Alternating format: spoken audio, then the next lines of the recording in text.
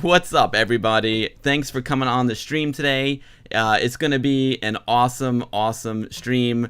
We are lucky enough to have Earock, also known as Eric Hogan, back again with us. He's no stranger to this stream.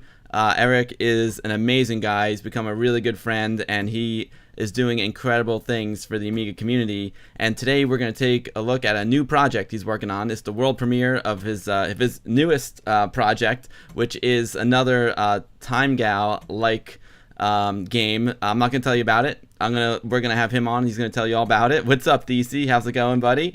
Andy Beeston, how's it going? Air Jury, my man. Hope you guys are all ready for a great stream. Now, normally I'd be playing music right now, but we're just gonna get into it. I'm gonna get Eric on, and we're gonna start talking about Road Avenger. Eric, how's it going? Yeah, it's going good. Thanks for having me on the stream again. It's my pleasure. It's my pleasure to have you. I'm just gonna turn up your volume a little bit. Give me 1 second while I lean over to my mixer. All right. All right, I think you're sounding good. If anyone has any problems with the audio, let me know. It's always tricky to monitor like myself and the guests at the same time, but you're looking pretty good there, Earock. How you been, man? Yeah, I've been pretty good. Pretty good. Okay. Yeah, you've been busy, it looks like. Yeah.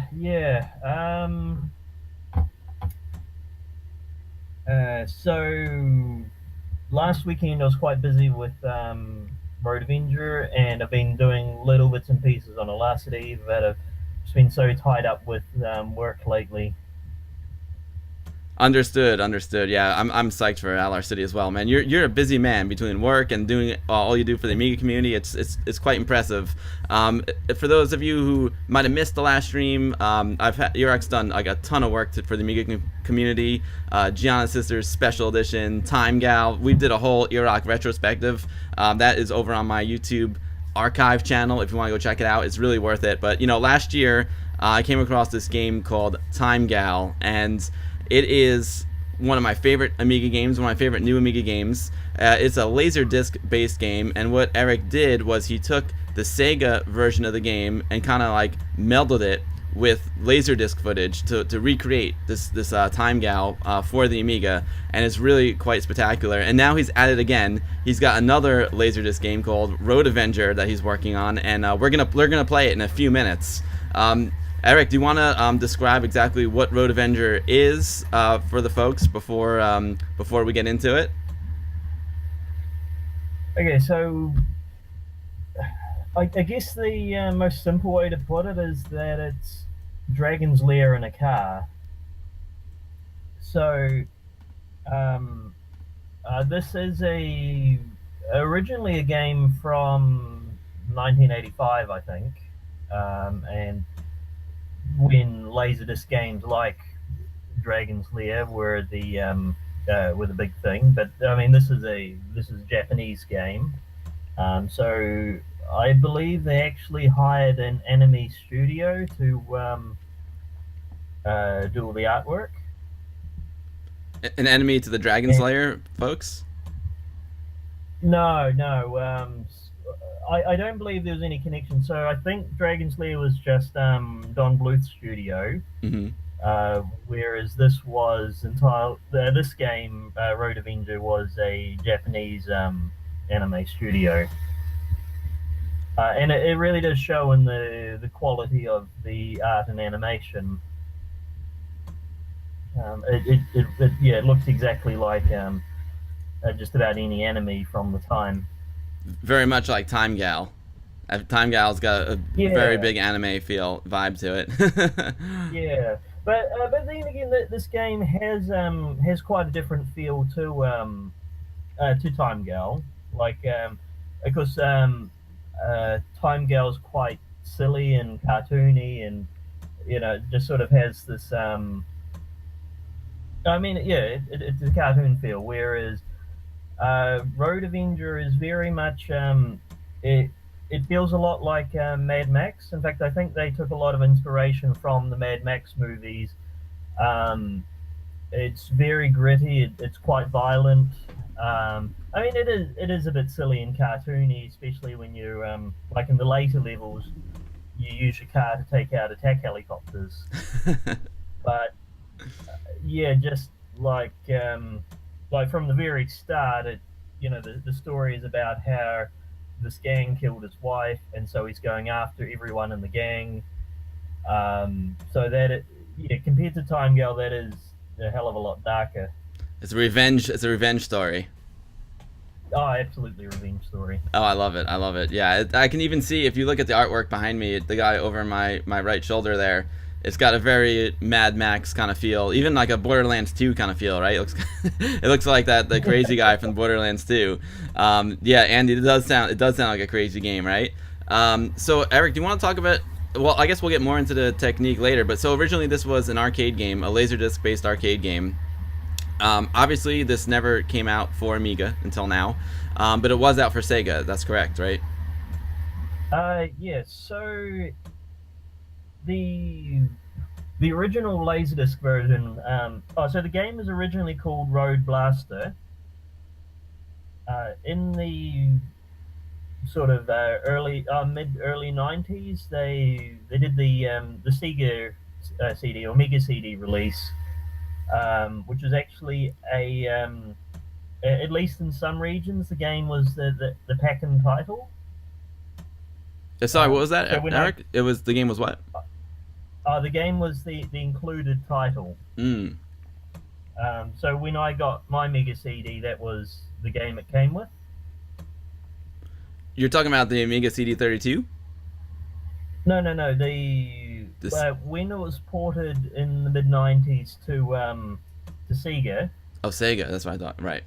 yeah, the it was included as the pack-in title for at least some of the regions. Oh, got you. Yeah, you said Sega. I apologize. I thought you said Amiga. That's why I got confused. Oh, no worries.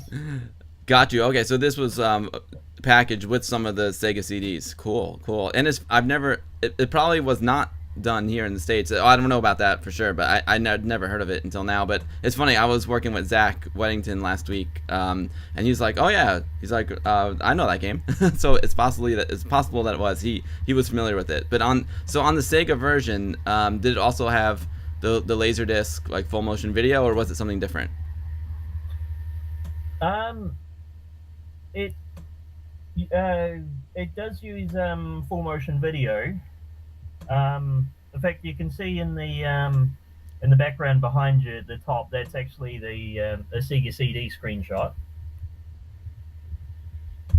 Um, the the quality's the quality's quite different to my Amiga port. Uh, so I think with the Sega CD version, the frame rate's a bit lower, and the color depth isn't quite as good. I think the resolution might be a little bit higher, but I'm hoping everyone finds that the Amiga version looks much nicer than the Sega version. I'm sure it will, just like the old times. Yeah. So did you, in order to improve on the quality there, so didn't use the Sega footage as the source footage, right? You must have used something different. That's right. So there, so I found on YouTube. Actually, found this a couple of years ago because I've wanted to do this for a couple of years. There was someone uploaded. I think it was a rip of the video CD version, which so, so that being higher quality than the Sega version, or in fact higher quality than I could squeeze out of the Amiga version. I figured that source was just as good as any. Right. So you took the video footage from a VCD that was released. Yes. Yeah. So there was a VCD version of the game, or a version of the game using MPEG video. I don't know what computer exactly that was from, but it could have just been like a Windows PC or something. Interesting. You know what I had at one time too was I had a Dragon's Lair DVD, and it was the game, and you basically used your DVD remote control because as you'll see in these games, it's all about choosing the right moment to press up, down, left, or right, or the fire button. So that's what you did with your DVD remote control to play Dragon's Lair. You had your on the remote control you have a selector much like a game controller, and you would use that to play the DVD. It was an interesting concept. It wasn't the most elegant gameplay, but it was a cool way to recreate Dragon's Lair. So who knows, maybe it could have been something like that too. Yeah, funnily enough, I have the one for Space Ace. Oh, the DVD. Yes, but yeah, I did find it quite clunky. Like it wasn't super responsive. Exactly. Especially because you're just using DVD controls, which aren't really designed to be like a game controller. Yeah, exactly. Cool. Well, I think we should fire it up. I think that's a. Do you have anything else you want to say to the folks before we get going? And obviously, we'll talk about the game a lot once I start playing it. Is there anything we should know? Anything else we should know beforehand? And also, guys, if you have any questions for Earock, go ahead and fire away in the chat. If you want to, you can do like at AmigaBill. This way, I'll be able to see it easier because sometimes I lose track of the chat a little bit, especially when I have a guest on. So if you have a question for Eric, please fire away. He'd be happy to answer them for you. So Eric, do you have anything you want to say before I fire it up? No, I think this is a good place to start. Excellent.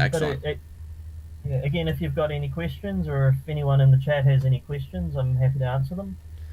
So here we are. I'm on my Amiga 1200.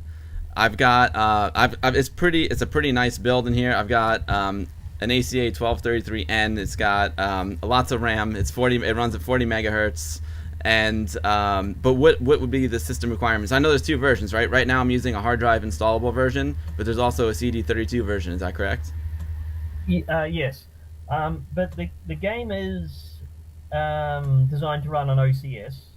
Wow. It doesn't use any AGA specific features, so all you really need is I think any Amiga with 1 meg of RAM. And sorry, that should be 1 mega chip RAM, and you need a lot of hard drive space, like either 500 meg of hard drive space or a 2-speed CD-ROM. Gotcha. Yeah, I actually because the internal compact flash card on this Amiga 1200, I have it partitioned. and I have a lot of stuff on it. So I'm running it off of the compact flash card in the PC MSIA slot because that's a PC formatted 4GB card. So it does take up a lot of space. The video, yeah, that's the price you pay for video, right? But yeah, that's interesting, man. I would love to actually try it out on my ACA 500 Plus on the 500. That'd be really fun too. It should work. Yep. I think so. Alpine 9000, who's in the chat there, I think he might have tried it on an ACA 500. Oh, cool. That'll be my next. I'm not totally sure about that. That'll be my next one to try out. But right now, so I'm running on the 1200. And it's gonna run like butter. Let's fire it up. Reimagine Games, the same studio that brought you Time Gal. Oh yeah, there we go.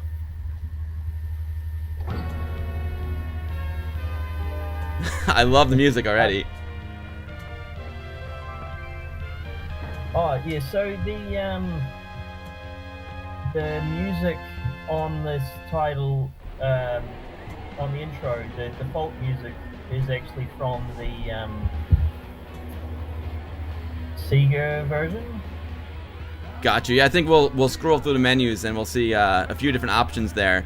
So if I'm listening and it all sounds good to me, guys, I don't want the game to overpower like my voice or Eric's voice. So if there's any issues with the sound volume and the mix, just let me know. But it sounds pretty good to me. It's always tricky, Eric, because I'm like, I can hear you okay, but I have headphones on. I'm not sure if everyone can hear you all right, but it sounds good to me because there's a lot going on. There's a lot of this soundtrack is pretty strong, to say the least. Oh yeah, Riot Retro is saying it's almost like Mask. That's a good call right there. I love the Firebird. That's awesome. Audio's fine. Thank you, guys. Oh, Alpine 9000 says it works perfectly on ACA 500 Plus. Sweet. So Eric, this is, first of all, this is just a prototype version, right? This is an early beta. I think you called it a prototype, but this is an early beta version of the game. So this, when it's finally released, it won't look exactly like this. But we can go through the menus and see what we got here. First is start. Next menu option, we got a difficulty level. I see there's normal. It says you get 3 lives and you get a bonus life every 3rd level. But I'm gonna hit the button here and see what else other options are. So we got normal, we got hard, 3 lives, no audio hints. Oh, there's audio hints, interesting. Difficulty very hard, we got 3 lives, no visual hints. Now, no visual hints, that mean it will remove like the arrows to cue you what to do on screen? That's correct. Okay, oh excellent. Then we have Mad Max difficulty. That sounds amazing. Mad Max is 3 lives and no hints at all. And then we have easy, 5 lives, bonus life each level. Normal. Normal is 3 lives, bonus life each. Okay, so we're back to normal. So we have easy, normal, hard, very hard, and Mad Max. Oh, and practice. Practice is no lives and no score. So do you guys actually play the game in practice, or do you just watch the video? Oh, so you actually you do play the game in practice. And it has all the hints and whatnot? Yes.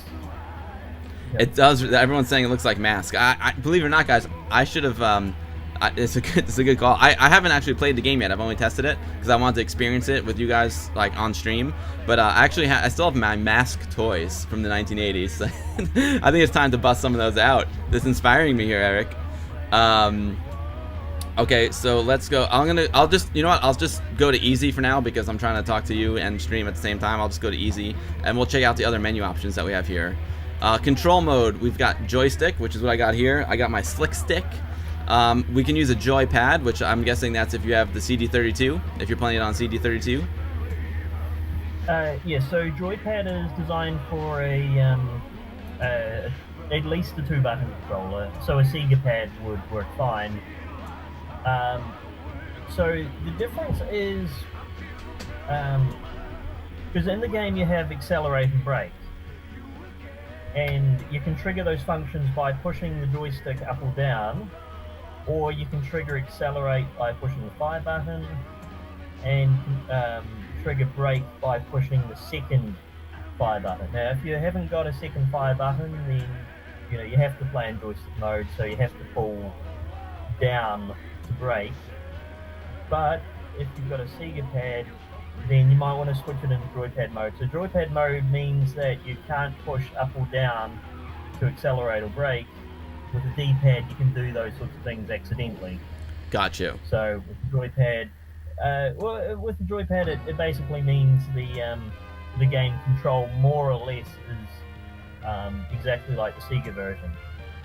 Got you. So joypad has got your up, down, left, and right on the D-pad, and then the two buttons, one for turbo, one for brake, or accelerate and brake. Yeah. And so I do have a Sega. My friend Jeremy actually did send me a Sega gamepad for Amiga. Would that work, like plugged into my 1200 or my 500? Yeah, absolutely. Oh, cool. I'll have to give that a try. For now, I'll stick with the joystick. It's a toss-up. I don't know, because I do like the idea that the buttons are saved for accelerate and brake, but at the same time, like pulling down on the joystick seems kind of natural to me as well for a brake. So I think I'm just gonna roll with this for now. So I'm gonna go to joystick control. Now we have something here called attract mode, and it says attract mode Sega. Let's see what happens if I hit the button. Oh, attract mode is arcade now, and then we go back to Sega. So what exactly is the attract mode? Okay, so the attract mode is what you're looking at now with the intro footage. The primary difference is that they have the music's different. It's rocking. The footage is slightly different. So with the Sega version, it uses a different song. They actually got a rock band to perform the song. With lyrics. So I actually prefer the Sega version of the music, which is why I've got it in there as default. But if you prefer the arcade music, you can also switch back to that. Cool. I'm digging the guitar in the arcade music. Now, does it change the music in the game as well, or just in this intro? No, just the intro. Everything else is the same. Cool. What's up, Roar? Everyone, thanks for hanging out today. We are playing a brand new Amiga port, a brand new Amiga game, and my main man, Eric Hogan, also known as Earock, is here with us. And this game looks sweet. A lot of people are saying it looks like Mask, and I agree. It definitely has like a Mask kind of feel. Mask was an 80s cartoon, and it had lots of really cool toys too. If anyone has a question for Earock, definitely just do like at AmigaBill or at Earock in the chat so I can see it, because sometimes I'm a little behind on the chat sometimes when I have a guest on. Well, all the time, but especially when I have a guest on and I'm trying to play the game. But just want to say, everyone, thanks for hanging out today. This is a blast, and Eric, thanks for coming on. I think we're ready to play this sucker. Let me just oh, then we have another option here. Watch all scenes. So this is probably a mode where you just watch the full motion video and you don't actually play the game. Yes, so we need to add that option. We need to add that option for Time Gal as well. But basically, what this does is it plays through each of the levels and through all of the death cutscenes. Got you. I see Retro Red Rum saying this game. He's the guy that gave me the Sega controller, by the way. My main man, Jeremy. This game is very common in Europe, as it was packaged with the Mega CD. It's a cool game, though. Yes. Okay, so because Eric was saying that this game did come packaged. Yo, Masode79, thank you so much for the follow, man. I appreciate that very much. I'm Bill. I stream Amiga stuff from real Amigas. Oh, cool. All right, well, watch all scenes and then exit to Workbench. Oh, that's gonna be cool when you do for Time Gal, though. I would love to watch Time Gal all the way through without having to play it. So that's gonna be Time Gal, a patch for Time Gal. Yeah. Yeah, we will do an update to Time Gal at some point. Awesome. Yes, Roar, it is a QuickTime event-based game, just like Time Gal, just like Dragon's Lair, Space Ace. What's Vincent? No, I got the medicine, Vincent. I just haven't opened it yet because it was a little bit of a hectic start, as always, to the stream for me, because yeah, I got some stuff going on. My wife's uncle passed away sadly today, so I'm not gonna be able to stream too long today, guys, because she's gonna come home from work a little bit early. We'll take care of that, but it's, you know, we're gonna have a lot of fun until then. So all right, so we got start difficulty. We'll start with easy. Control mode is joystick. Attract mode Sega. Watch all scenes and exit to workbench. I have a feeling I'm gonna be using that attract mode a lot, Earock, because when we go to Vintage Computer Festival East this year, Time Gal was a smash hit last year, so it'll be really cool to follow it up with this.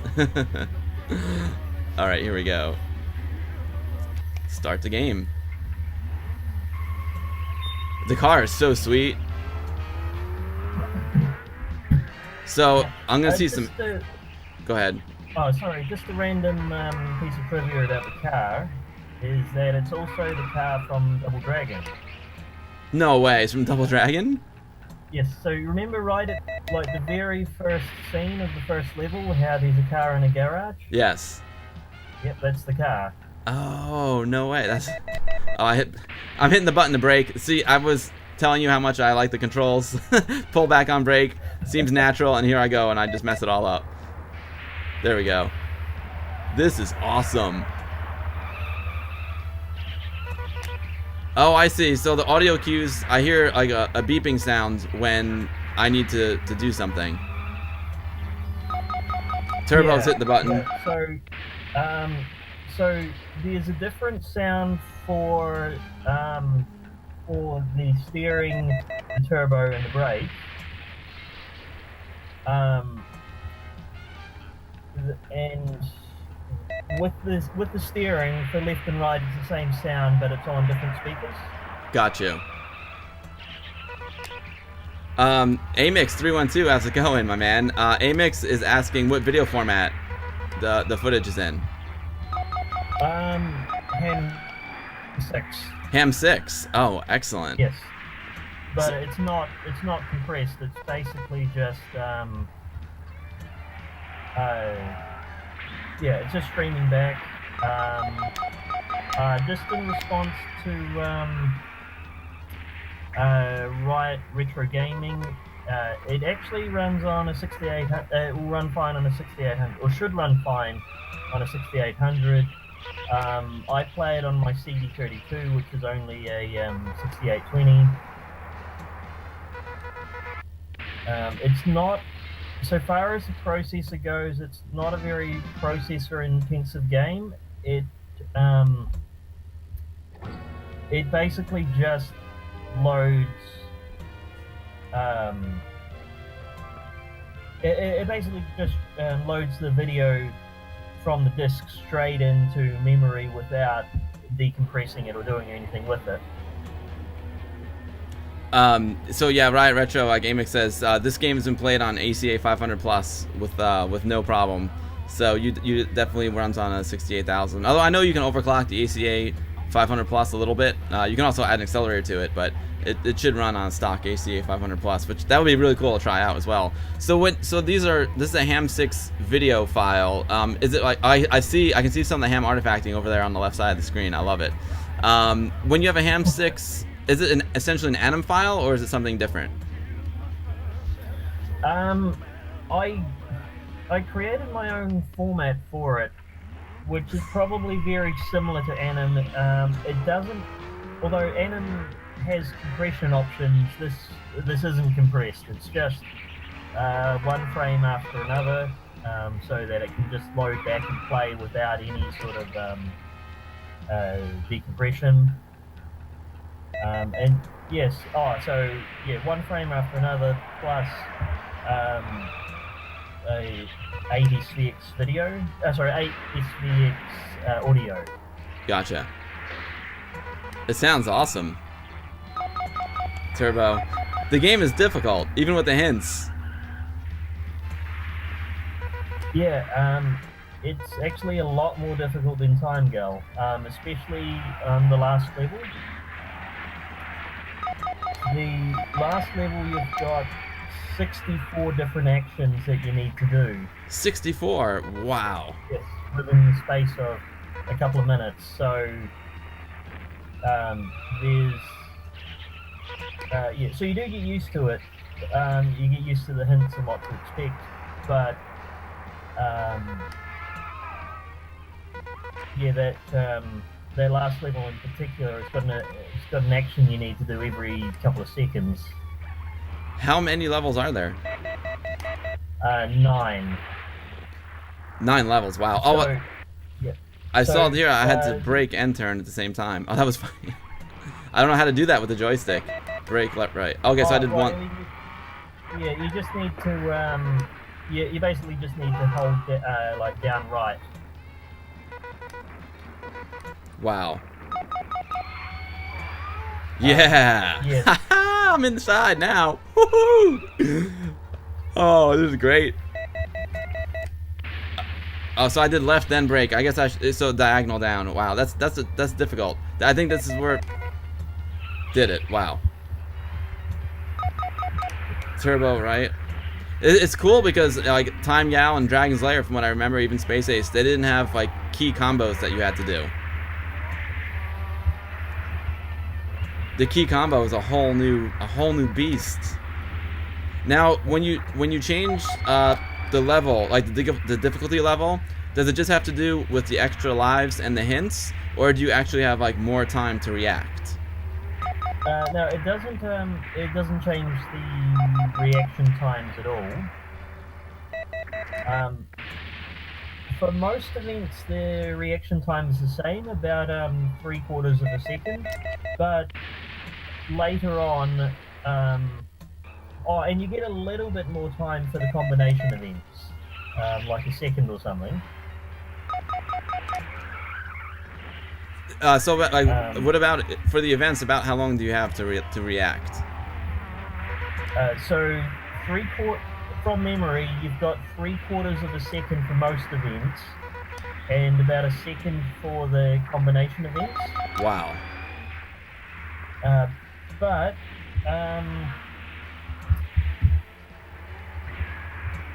later on, when you've got basically one event after another, time can be a little bit shorter than that. Wow. I'm gonna check the chat real quick. I see. Okay, we got that. Roar is asking, is there a download link? So Roar, right now this is like a very early beta, and I'll let Eric talk more about it. But I think he's looking for some beta testers, but it's not going to be like available to the public yet until he gets everything buttoned up. So the game as it is, it's actually complete. Like, it has all of the levels. You can play it right from start to finish. The reason why we're not treating this as final yet is because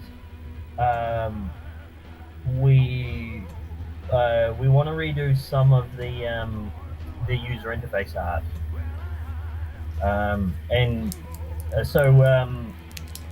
so my collaborator Zach has some really good ideas about how to make like, especially like the dashboard and things, and this menu screen, how to make it look and work really nice. That will take a little bit of time, but having a few beta testers on board to see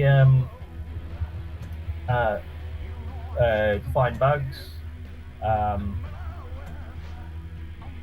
be much appreciated. Sure. So if someone wants to be a beta tester, I guess they can either get in touch with me or you if they know how to. I'm going to put my email address in the chat.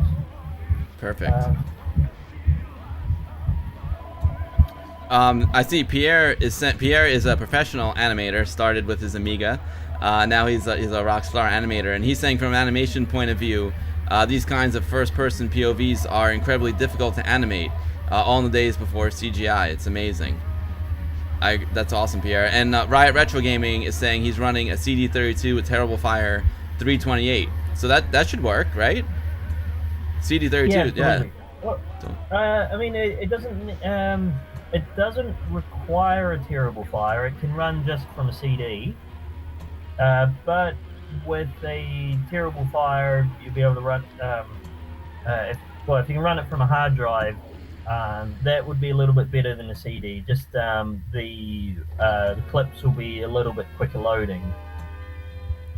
Alpine 9000 says he tested it on his ACA 500 plus, overclocked to 14 megahertz in a stock CD32. So there, yeah, that's awesome. So you mentioned you had a collaborator on this. I know on some of your other projects, I think Task was your collaborator, and you've had some other collaborators. So who's what's your role in this awesome game, and who else was helping you with it?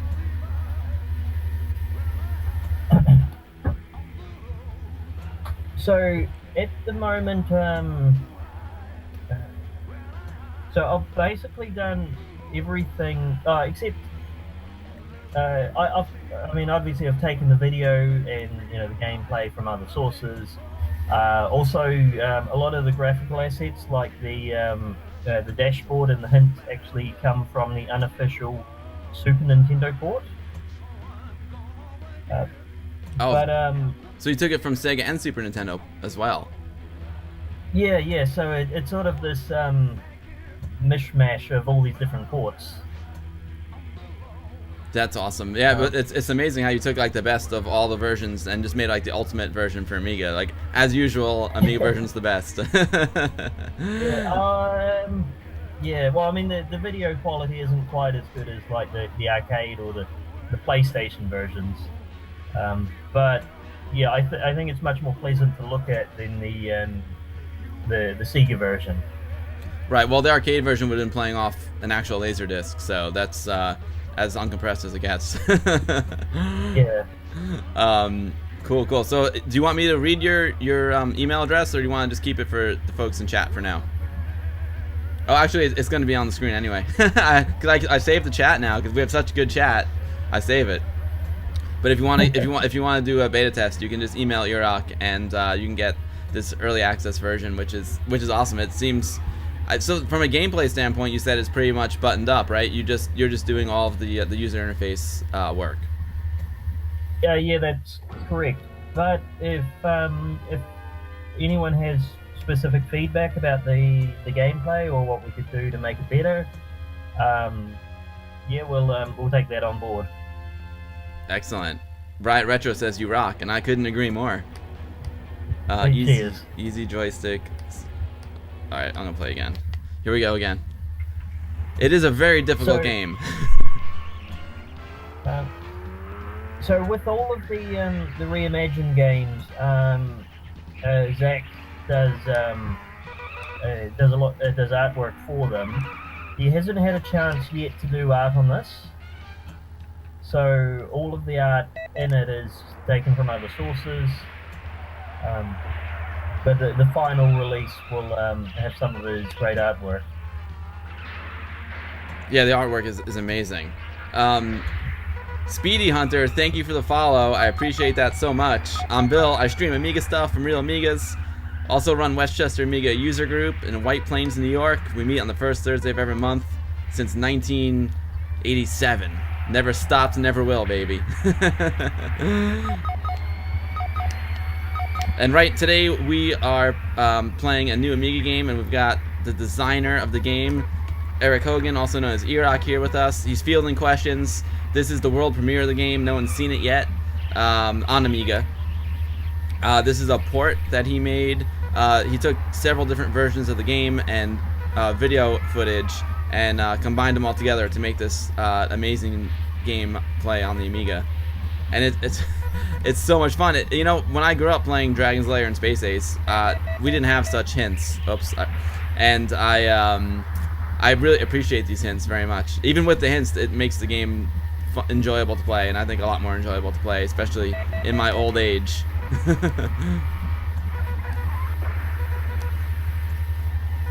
And the combinations are really tricky. I'm trying to get used to those, because I want to do the one on the left first, like in order, instead of doing them at the same time. That's just my instinct. It tells me to do. Yeah, you can do them one after another. They don't have to be at exactly the same time. Oh, perfect. Oh, I just did it there. I love this beach scene. Dude, I think I'm gonna get my license taken away here, Eric. This is awesome. It just feels... I feel so 80s to me. I love it. I mean, I love, obviously, 80s vibe games. Like, I love games like Far Cry 3, Blood Dragon, I love games that just that take me right back, and this just takes me right back to like Saturday morning cartoons, you know, with my dad back then. This is just super, super awesome.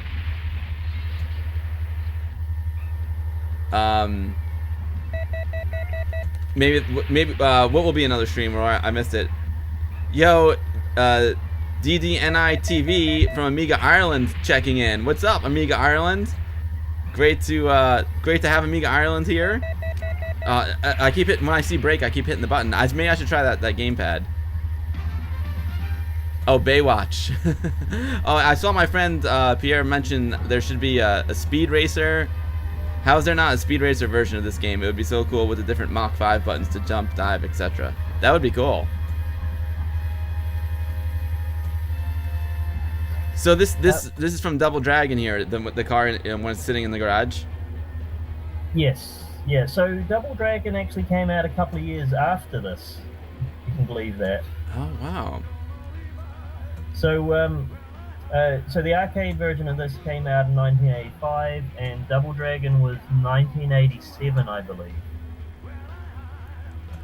So this was these were the guys who were developing Double Dragon. They kind of put it in there as a little Easter egg, was what's to come. Yes, yeah. So well, I mean, you know, so Double Dragon came out after this one, so it was, you know, an Easter egg referring back to this game. Oh, got you. So I see. They weren't. I got you. So they were referencing this game instead of like giving like a little sneak peek, like a little teaser of Double Dragon. What's up, Dadler? How's it going? This is a video game on the Amiga, and it is the video game. It's very much like Dragon's Lair and Space Ace. It's a full motion video. This is Ham 6 video that we're looking at, and it's a QuickTime like event movie. It's not really a QuickTime that we're watching. It's a Ham 6 event game.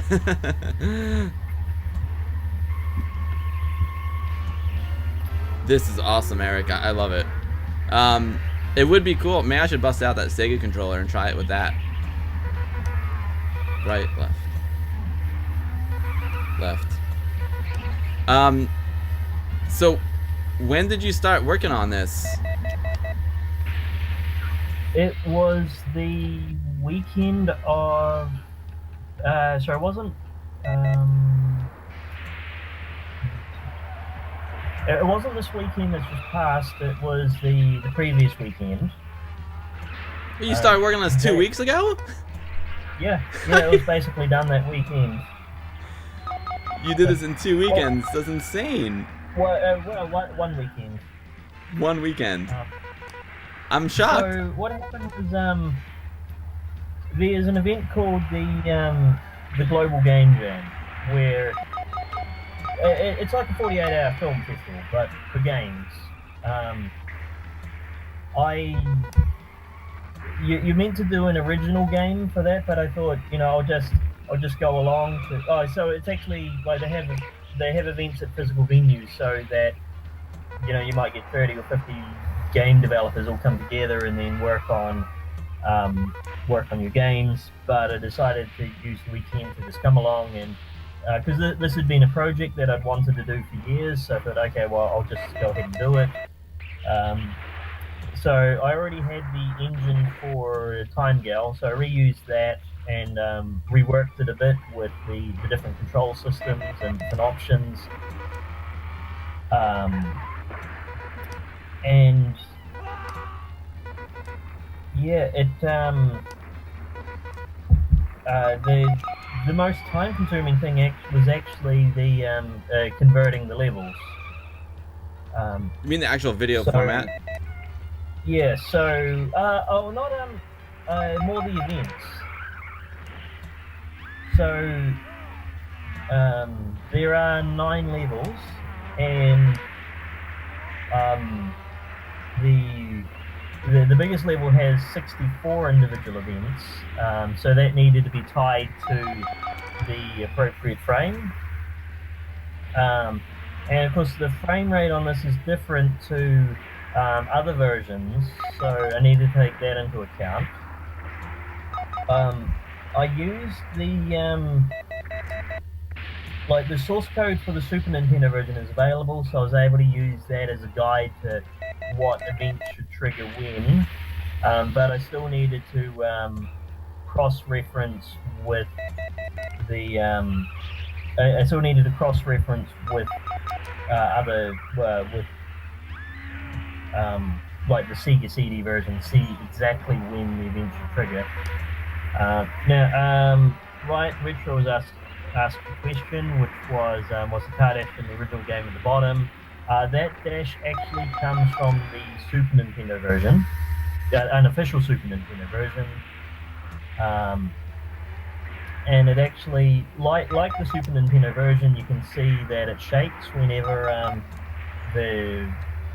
whenever there's a collision or whenever it like does a jump. So that's a feature unique to this version and the Super Nintendo version. I want to pause it and see what everyone's saying, but I'm rocking here. I beat the first level. You said there's 9 levels? Yes. Wow. So there's a lot to this game. So just getting back to the original question I asked you, like when you started making it, because I was wondering if like the success of Time Gal inspired you to do this. Like if you after Time Gal were like, oh man, I want to do like another full motion video event-based game, but it sounds like it didn't have much to do with it. You just kind of did it for the competition.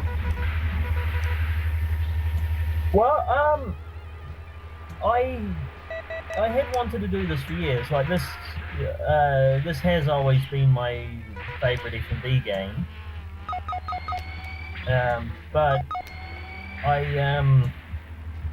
when it came time to do my first F&B port, I decided on Time Gal for a couple of different reasons. One of them was that there wasn't a commercial version of Time Gal available anywhere. So like for instance, a lot of people asked me to, a few people have asked me to do another port of Dragon's Lair, but I've decided against it because you can actually buy the game on Steam. But yeah, with Time Gal, there was no commercial versions available. With this, there was a commercial version for iPad. But that's no longer on the store, so I figured, this I may as well just go ahead and do it.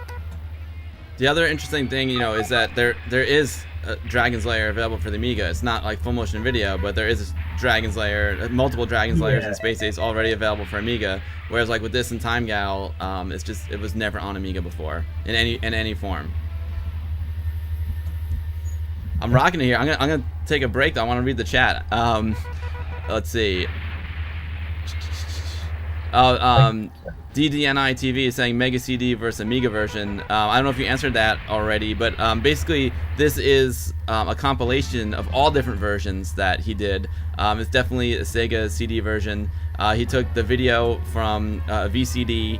He took elements from what you said Super Nintendo version as well, and you put them all together and created the Amiga version. Yes, that's right. So compared to the Mega CD version, the video is it has more colors. It has a higher frame rate. Maybe it's like the resolution might not be quite as high, but I believe the footage does look a lot better on this Amiga version than it does on the Mega Drive version. Dadler, I'll whisper me a link to your video so I can check it out. That sounds awesome. Sorry, I didn't mean to interrupt. Riot Retro, you might have answered it while I was deep in gameplay, but he said it was the car dash in the original game at the bottom. You said that was what you said. You took that from the Nintendo version. Is that right? Yes, that's correct. So the Nintendo version itself only dates to a few years ago, and I think that was mainly based on the iPhone port. Where does the Amiga get its data from? CD? CD or right off the hard drive. In my case, I'm running this. I'm actually running this off a compact flash card right now because it's large. How large is it, Earock? About 400 or 500 meg. That's big for Amiga-sized hard drives. Absolutely. So the yeah, so that would have been a lot of floppy disks back in the day. So, It would have eaten up my entire like A520 hard drive for my 500. yep. Enough A520. So, go ahead. Sorry. So even though like you're running the video on hard drive there, it will also run from CD. You do need a 2-speed CD drive. In fact, I've limited the frame rate and resolution of the video based on the playback speed for a 2-speed CD drive, like they have in the CD32.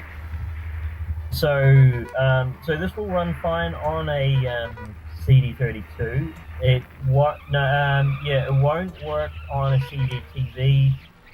It might run, but it would interrupt every few seconds while it's trying to catch up. And that's because CD32 is fine. I designed it mainly with the CD32 in mind, but yes, CDTV. A CDTV version, I would need to cut back the frame rate of the footage further. And that's because the drive in the CDTV is not the 2-speed, right? Yeah, it's only 1 speed. Right. I'm so into the game. It's it's so much fun. Although it's sometimes I definitely want to try it, just like the movie version of the game, because I'm so focused on waiting for the event help to show up. I'm definitely missing some of the cartoon, you know. Yeah, there are a lot of visual Easter eggs in it that I only saw because I had to review the footage frame by frame in order to link the events to the correct frame, and there are just things in the background like there's a couple kissing that I'd never seen before because it's only in like 1 or 2 frames. That's cool. I think it's all little details like that really make the game feel a lot bigger and richer, you know? When you put those little details in that might only be on there for a split second, but I think subconsciously the audience sees them and feels them, you know what I mean? Yeah.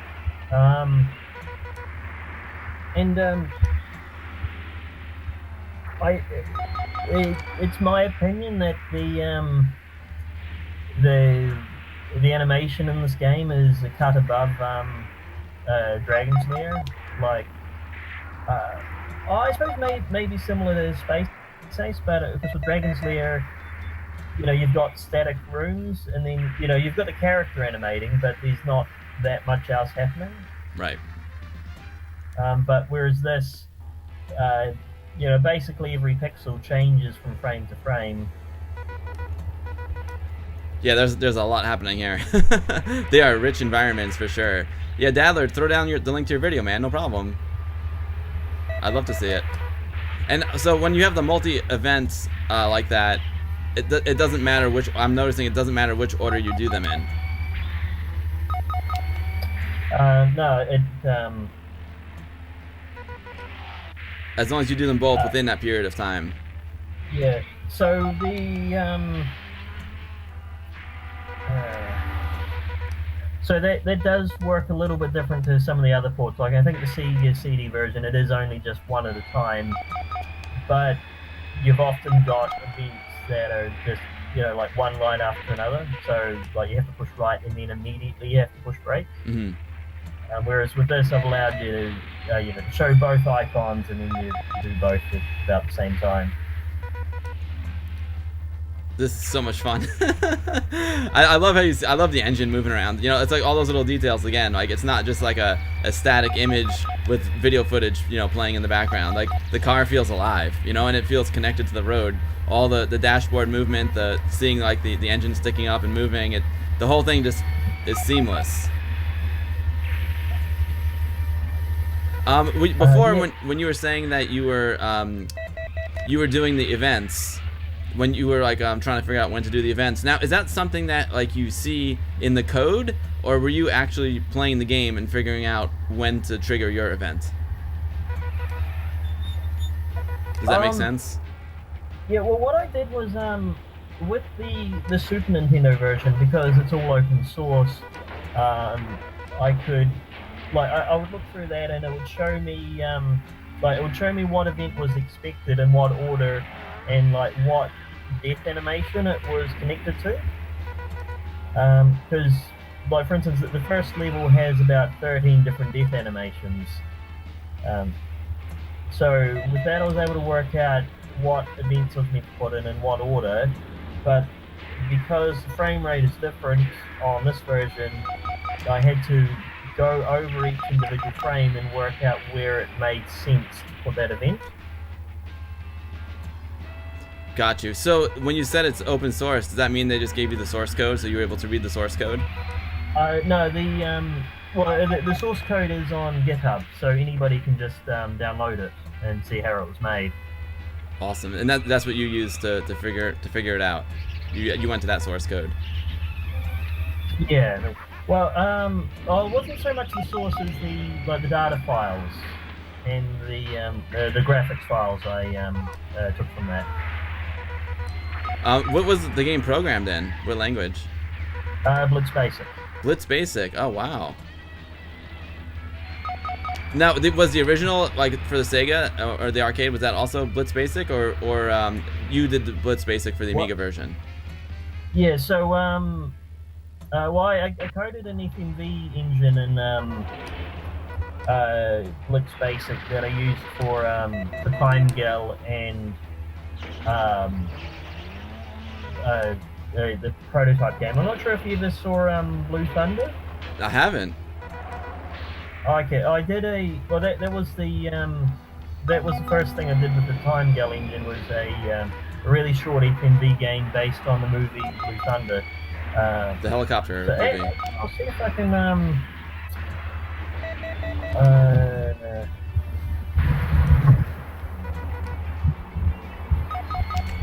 I'll see if I'll find the link to put in the chat.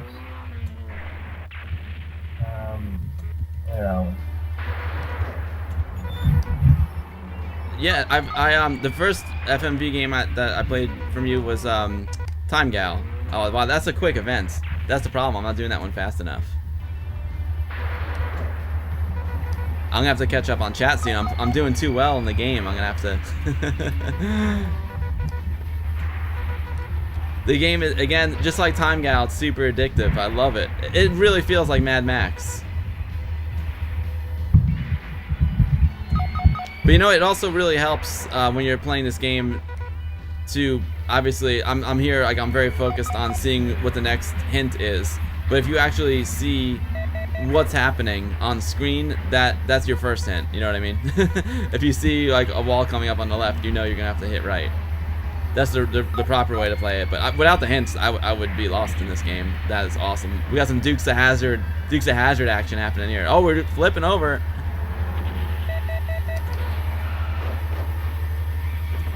And obviously, if an event happens and you do it too late, you crash. But also, if you make the wrong selection, you also crash.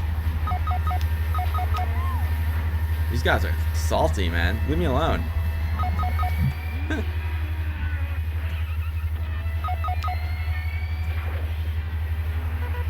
This has such a Saturday afternoon cartoon feel to it. I love it. Holy cow, those were fast. It looked like the little Time Gal in there for a second. I thought I saw some some bikini clad folks in there. The car is so cool. Oh man. Yeah, so responding to Rule's question, as Amic said, 1985 is about when the game came out, and yeah, it's kind of amazing that back in the mid 80s you had games that looked like you had Pac-Man, and then you had games like this, and but of course the reason for the graphical discrepancy is that, I mean, Laserdisc is an analog format, so it's almost like playing back a VHS. but it's then tied into the events that you well, it's tied in with the joystick actions. Yeah, the computer is not actually rendering the images. It's simply getting, knowing like the timing wise, like what you need to press this button or the controller this way at this moment. It's not actually rendering. It's not like a GPU like rendering all the graphics. Yeah. So the home versions of this didn't come out until about like nearly 10 years after the arcade version, because it took that long for CD-ROM consoles to become commonplace. It's so much fun. I'm just, after this life, I'm gonna check the chat. Sorry guys, I'm so into the game. I want you guys to be able to see the game. I think maybe what I'll do is I'll put it into movie mode next, and then I can like hang out and watch the chat, because I'm so focused. This is not like a type of game that you can like break your concentration for a minute and just like chill out. Some games there's just like little spots where you can just like chill out and take a breath, check chat, but not this game. This game requires total concentration. Yes. I love like the superhero things that you do at your car, just jumping out of buildings. Like helicopters are chasing you and crashing as you jump out of the building. It's amazing. It definitely, there are some events here though that are faster than others. They're not all 3/4 of a second, I can tell. Yeah, I think especially when you've got events in combination. But you're actually doing quite well at it now. Yeah, I'm getting the hang. Oh, I'm getting. I just wanted to check the chat. I felt bad. I'm like ignoring everyone here. Yeah, Dadler. Again, feel free to post your link. Oh, there you go. Okay, perfect. It's a 3D racer on the Amiga, sort of, right? Alpine 9000. The massive poster of a girl in a bikini on the side of a truck. In the later levels, it certainly opens your eyes. Yeah, it sure does.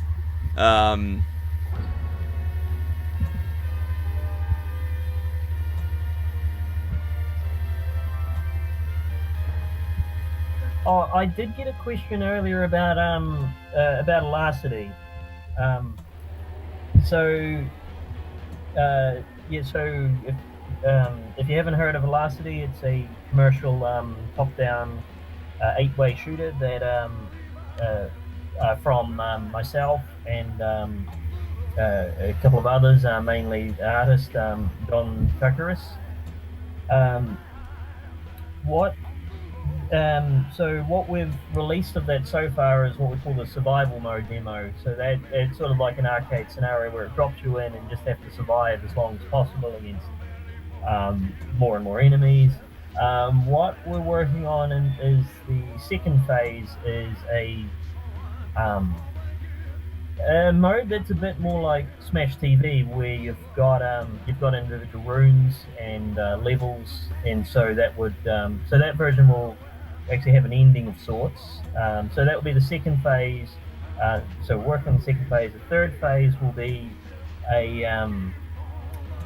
some form of quest or story mode.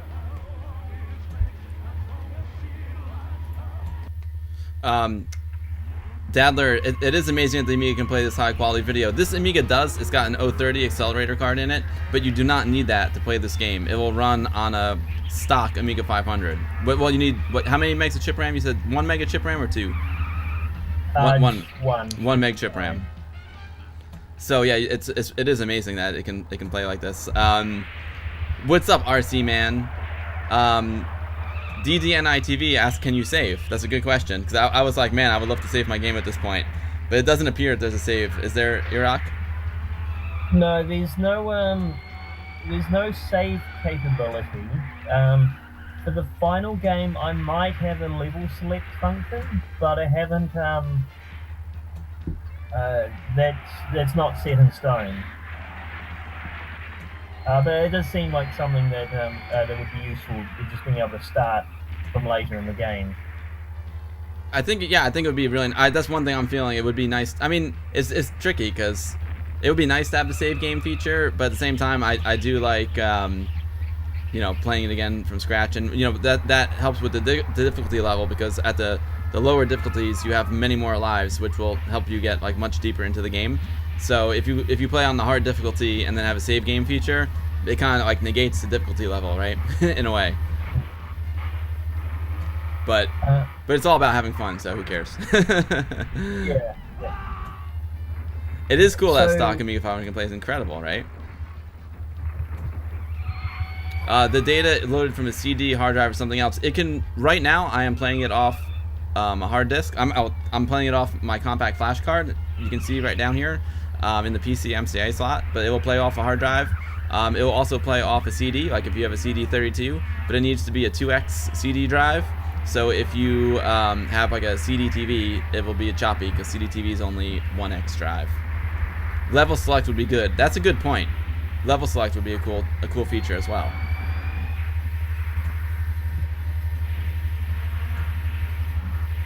Did you see that one, Earock? Disney TV says level select would be cool. Yeah. Okay. I think we'll put that in then. Now, these are all really good suggestions. Like if you want to put in a level select or a save game, how difficult is that? I mean, you did this game in a weekend. It's incredible. I'm just blown away. I know you had the engine, but still, it's incredible. So a level select would only take 50 minutes, half an hour at most. Oh yeah, now what we're seeing on screen now is because since you've got it on the cutscene mode, it's playing through all of the death scenes for the level. Spoiler alert. Yeah. The file size of the game is like 500 megabytes. You said 500 or 600 megabytes. I can look and see. Yeah. I will just double check. He's also suggesting, or you can jump in at any point of movie mode. That's interesting. Speaking of like file size, like how much video time-wise is in the game? So I guess it's easy to figure out just by playing this movie mode. But I'm just curious. Do you have like a time estimate as like how much video is actually playing if you complete the game, and time-wise? Yeah, it's just over 20 minutes. Wow. That's a lot of video. Yeah. So I think it's maybe 4 or 5 minutes longer than Time Gal. I think my buddy Bella at VCF East, I think he was beating Time Gal in about 15 minutes or so. But that's, that sounds about right. And so yeah, it's a slightly longer game, and it is also reasonable amount harder. This is definitely harder than Time Gal. Like I said, like the events are the duration of each event changes depending on what's happening on the screen, and then there's also multi events. I was saying it good before, but you have to do two things at one time instead of just hitting up, down, left, right, or fire button. Like there are these events where you have to do two things at a time. Are there any events where you have to do three? No. Okay, well, good. Because for 3 events you would need contradicting actions, like right and left at the same time, which doesn't make sense. Yeah, so if it tells you to push left and you push right, or if it tells you to brake and you push turbo, then that counts that as an instant fail. So that basically prevents you from just turning your joystick around in a circle all the time to make sure that you hit every event. Makes sense. Alpine 9000 makes a really good point. He says, does anyone else agree that if we had this on our Amiga 500s in the 80s, our minds would have been completely blown? I couldn't agree more. I could not. My mind was blown many times on my Amiga 500, but if I saw this, seriously, it just would have been insane. I mean, I remember like when I was a kid going to the arcade to play Dragon Slayer, just like the kids in Stranger Things. It's really crazy because that scene in Stranger Things when the kids are playing Dragon Slayer in the arcade is so good. It takes me right back to my friends and I playing Dragon Slayer in the arcade, and I always dreamed of like having that on my Amiga. And usually like the Amiga ports, the arcade games were like really good, And you know what? The Dragon's Lair port is pretty good, but it looks nothing like the arcade, obviously, because the Amiga version of Dragon's Lair is all like Amiga graphics, whereas the arcade is all Laserdisc animation footage from Don Bluth. So the Amiga port of Dragon's Lair I thought was cool, but it didn't really remind me of the arcade at all. Whereas like Marble Madness and Arkanoid, like I really felt like I was playing the arcade version. But Dragon's Lair didn't have that same feeling because it was visually so different. So if I actually had some like real full motion video on my 500, I would have been, I don't know, mind blown for sure. So this is about what I got up to in the game. Do you guys want to keep going? You want to see more, or do you want to hold back on the spoilers? And Earock, I heard you talking about LR City. We could fire up some LR City if you'd like as well. I don't know. I mean, I guess you have had it on your stream a few times already. But it's so fun. I could always play more LR City. Well, how long would it take you to because I put a link to the Blue Thunder FMV game. Yep. And that's a good idea. It won't take me long at all. Let's see. Yep. Okay. Well, I'll send you a link straight to the download. The download's only about 25 meg. It's not a very long game. There it is. Interesting. But have you ever seen the movie Blue Thunder? Oh yeah, that's the one with the helicopter from the '80s movie, right? Yes. Yeah. Yeah. I mean, I saw it years and years ago.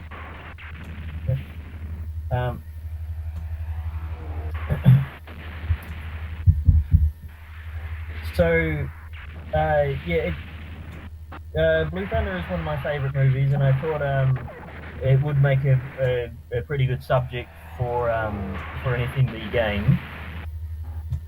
So I just used one scene in the movie to do the FMV prototype. Awesome. I got it downloaded and extracted, so now I just have to pull the card out of my 1200 and we'll be good to go. But I'm gonna let this finish first. So in response to Amix, yep, it's just fine with as I understand it, those are like those Calanta ROMs are basically they're identical to what was shipped in the machines to begin with. But yeah, so all the development testing was done on in WinUAE.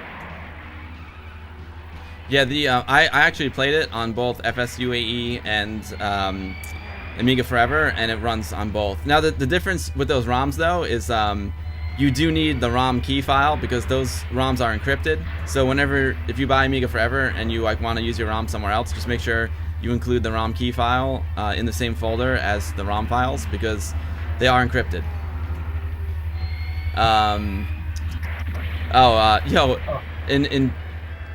Intruder PS, you want to see Dragon's Lair on the Amiga? I might have it. I mean, I know I have it. I just don't know if I have it ready to go. I would love to play that one day as well. It looks good. Maybe we'll take a look at that at the end of the stream. If you're still here, I can fire up some Dragon's Lair. Worst case scenario, I could use the emulator. When you were a kid and watched cartoon series on TV, I didn't imagine that you would port them to the Commodore 64 28 years later. Oh, Dadler, I missed that. So you're doing game ports as well. Interesting. I'd love to talk to you more about that. Yo, what's up, Ozzy 2? Probably there's a way to attach a Laserdisc player to the Amiga and play original Dragon's Lair. Earock, that would be awesome. That is a very, very cool idea. So, yeah, so on that topic, so there were some arcade machines that used a combination of an Amiga and a Laserdisc player. So I think Mad Dog McCree is the most famous one. That actually had an Amiga 500, a Genlock, and a Laserdisc. And in the last couple of years, Tony Willen, who maintains WinUAE, he actually added support for that to WinUAE. It must have been some kind of proprietary software that communicated with the Laserdisc player? Yeah, well, it actually had the software is all on ROM chips.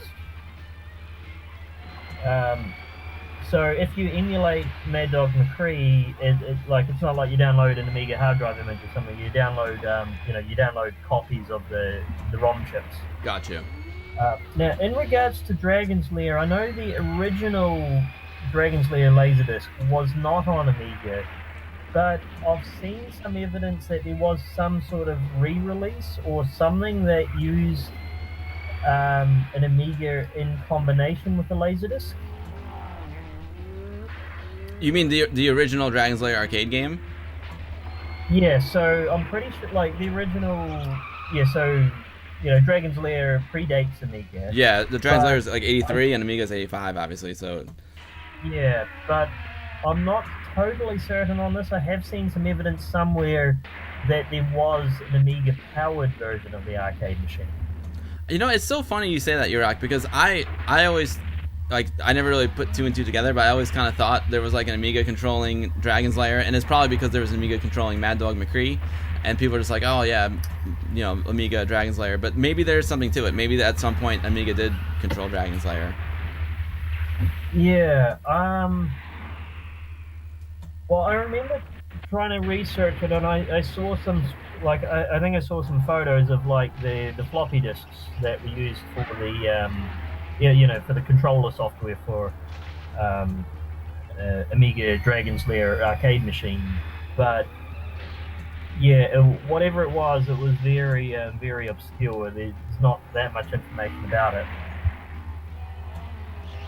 So you know what, Earock? I think instead of waiting for the end, like the total spoiler, I'm thinking maybe we'll just I'll copy Blue Thunder over, and then we'll play some Blue Thunder, and then we can wrap up the stream with a little LR City if you want. Or it seems like a lot of folks in chat want to see the Dragon's Lair on the Amiga, so I can do that as well. Cool. Yep, sounds good. All right, cool. I'm gonna turn off the Amiga. I'm gonna pull out my compact flash. Now it's funny, of course. I put my card reader over here, so I just gotta hold on a second. I had the card reader in the PC before the stream.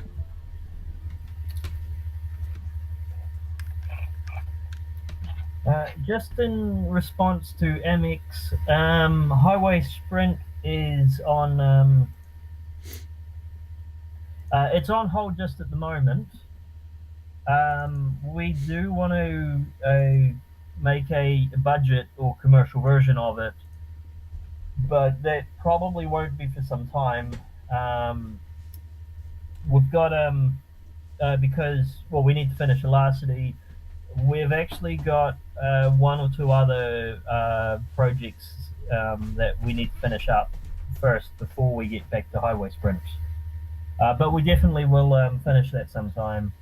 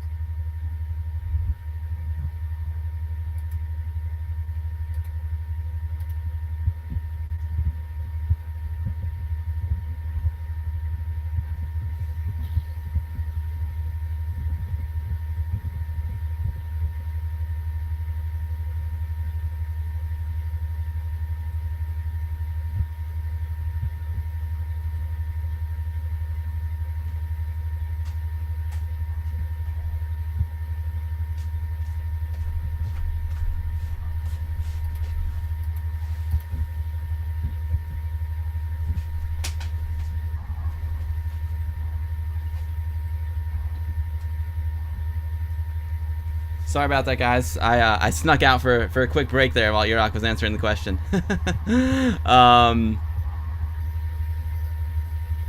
Oh, the Daphne emulator does all lasers games. Okay, so then you were talking about Highway Sprint, Earock. It's on hold. That's where I checked out.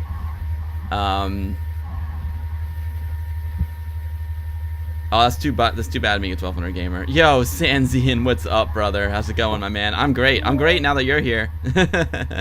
Guys, everyone, thanks for hanging out today. We are having an awesome stream with Earock, Mr. Eric Hogan. We just took a look at his latest game. It is the beta version of Road. Oh my god, I just forgot the name of the game. Road Avenger. And it's just awesome. It's a new full motion video game. It uses Ham 6 video, and it looks amazing. It's his follow-up to Time Gal, which is one of my favorite games last year. And now we're gonna rewind the clock a little bit, and we're gonna take a look at one of his early works called Blue Thunder. So I'm super psyched. I'm just over on the PC right now. I am.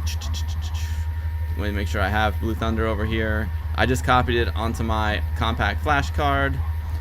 I'm gonna eject the compact flash card and we'll bring it over to the Amiga and check out some Blue Thunder. Sorry about that. Silly Windows 10.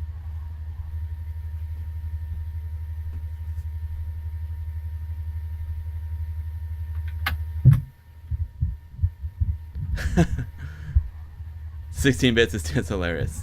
Yeah, oh, and a big shout out to Amix312. He's a great dude who's super supportive of this channel and Guru Meditation. He's got a website called Amitopia.tv as well as Destrita. He's got a lot of stuff going on, and he's a big supporter of everyone in the Amiga community. So Amix, if you want to throw down the Amitopia website in chat, please go for it. Thanks for all your support, my man. Same with Riot Retro Gaming. If you guys missed it, you should check out the awesome interview Riot Retro Gaming did with me. They did an interview with regular Bill. AmigaBill was on the sidelines. Riot Retro Gaming on Twitch and YouTube.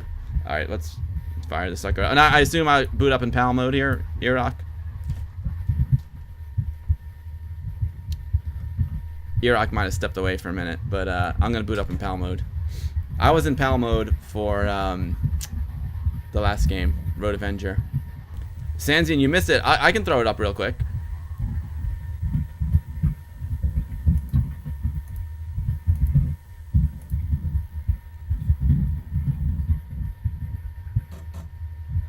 Does that mean my battery is low? Laptop?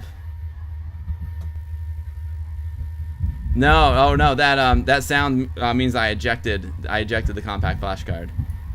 Alright, now guys, don't I didn't make icons or anything. This is just like this compact flash card has just got a bunch of crap on it. So well, it's not a bunch of crap, it's a bunch of really good stuff, but I don't have it organized into icons. So when we do this, there's gonna be quite a bit of stuff on here.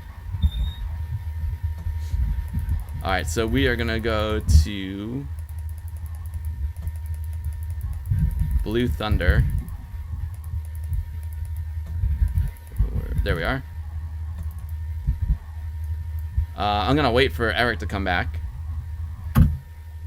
Sorry, I'm here. I was just responding to yeah, I decided to respond to a message in the chat directly. I'm gonna fire Blue Thunder here. I just want to look and see if I have Dragon's Lair. Sorry,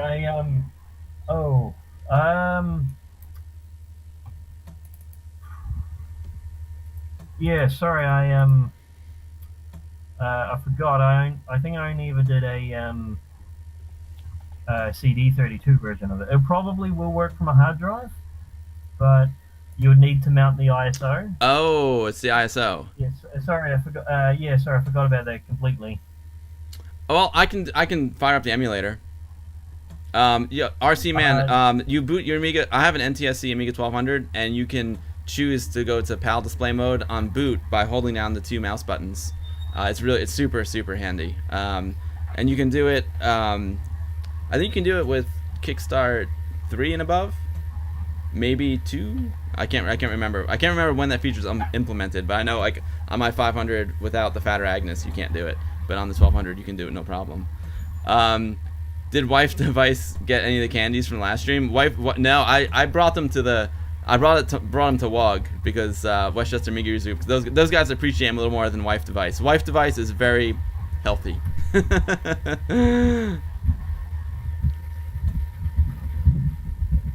Sanzian, I hold down both mouse buttons on boot up to do it.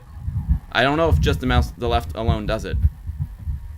Amiga 1200 Gamer says Kickstart 2. Okay, it was Kickstart 2 when it was implemented. Okay, that's what I thought.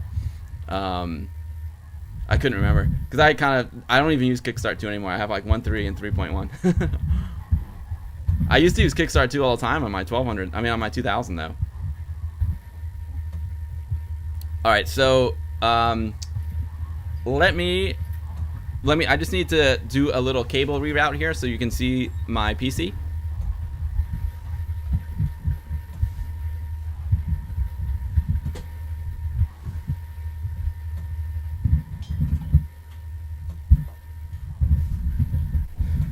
I still hear Earock there, so that's a good thing.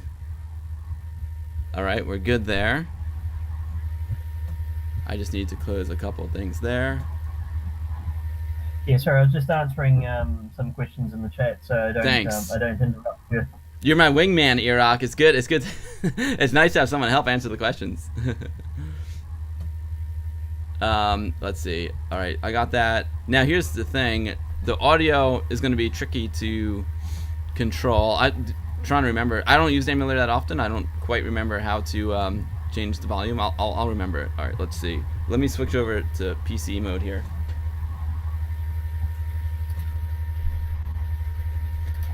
Change this over to PC and webcams here.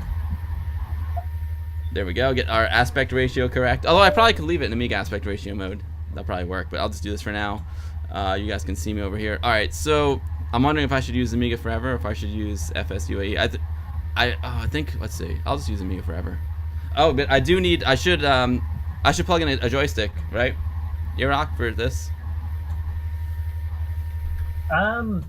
Yeah, it does use joystick input.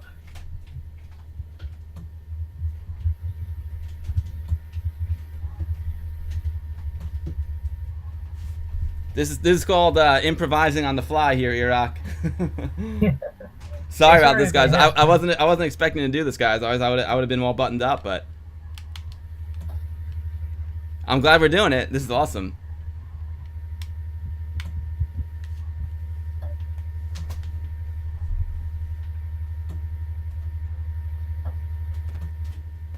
So, what kind of joystick do you use on your PC? I'm using an Xbox One controller right now. I have this cool thing that I got from Atari Age, actually, back in the day. It's like a 9-pin Atari or Amiga joystick to USB, and if I'm really trying to emulate and really feel that old school experience, I'll use that because I can use my slick stick with it, which is really cool. But for now, I just plugged in the Xbox controller for now to make it simple.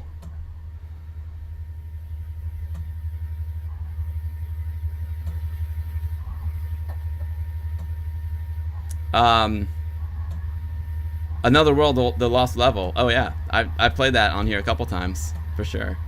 All right, so let's do this. Oh, it wants to. Gotcha. All right.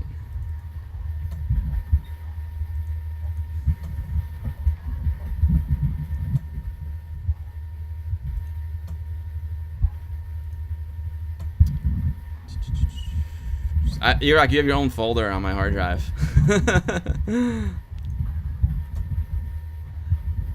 Let's see. I forgot what the volume control is on this. I think it's update import. Let me see.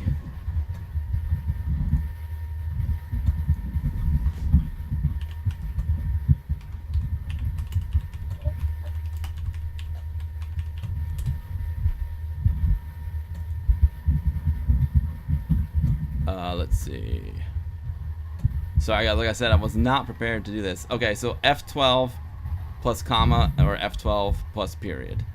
All right, F12 comma F12 period. Got it. Cool. What would we do without Google, Earock?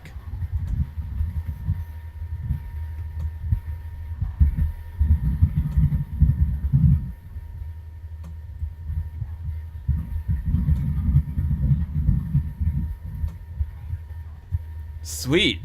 Blue Thunder. And that's still from the movie, right? Yeah, sorry. It took a couple of seconds for it to catch up. But Yeah. So that is, the Blue Thunder prototype is just over a year old, and that engine is the basis for the Time Gal engine. So this was your first effort before Time Gal, and then you're using also the same engine that we just saw as well. You've used the same engine for all 3 games. Basically, I mean, it's had upgrades all along the way, but yeah, this is the prototype of that. That's awesome. And this is footage from the movie, from what I remember.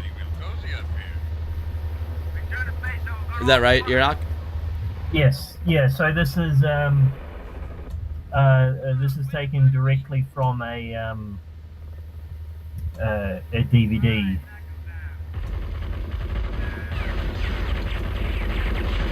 Oh man, I would love to have this on my a hard drive version of this. Yep. But Oh, yeah, that was the game. I thought that was the intro. So so you just need to push the direction or the fire button. Oh yeah, cool. You've definitely improved on the control scheme in your later games. This is cool, but I like how you have it in Time Gal and how you have it in the new one. Oh, wow. Now I have to look in 2 places to get the hint. This is awesome.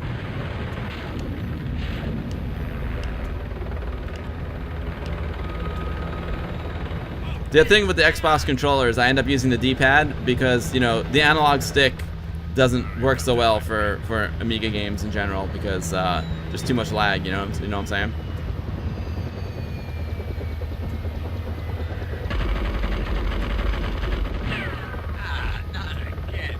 I don't know how I never saw this one, Earock. This is awesome. I didn't do a great deal to promote it. I just posted on English Amiga board, and that was about it. But yeah, it was only ever really a test for the technology. I actually wanted to make it, you know, more like Mad Dog McCree, where you could aim at things on screen, but yeah, never really got around to that. It's cool, and it's so different than, you know, like Time Gal or Road Avenger, because those are cartoons, Japanese anime cartoons, and you know, here we have like live action movie footage. It's just a totally different feel. Yeah, but I mean, at the same time, it's not. Like, you know, this isn't designed. Wasn't filmed with the game in mind, so. That too, exactly. Yeah. And so I don't really have any. I don't have any death animations, just to show a static screen. This game is super fun. It is much easier than Road Avenger. Road Avenger is a challenging game, guys.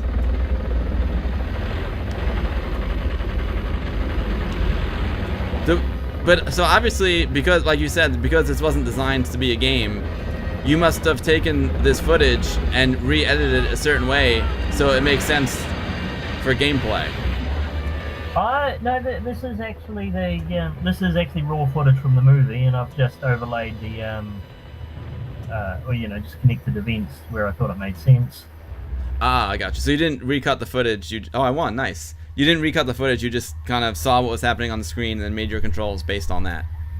Yeah, that's right. So, this particular scene I thought worked quite well for a quick time event sequence, just because, you know, it's going left and then going right and left and right. With it, maybe with other parts in the film, not quite so, not quite as easy to make a long sequence of events. Yeah, Riot Retro, Earock is on English Amiga board. That's where I first met him. That's where I met you on English Amiga board, Earock. I think you were there long before Facebook or anything, right? You've been there for a while. And Riot Retro is asking what frame rate it was. Probably closer to 8 frames per second. Yeah. Yeah. So the frame rate of these FMV games is quite low because I designed them for playback on a stock CD32, and that's primarily limited by the speed of the CD drive. It did look faster than 8, right, Retro? I agree. It looked great. It looked awesome. So that was basically a test. That's cool. And I did notice it seems like maybe the aspect ratio might have been a little bit off. Like everything was maybe a little squished. That's okay. I'll let it slide. Yeah.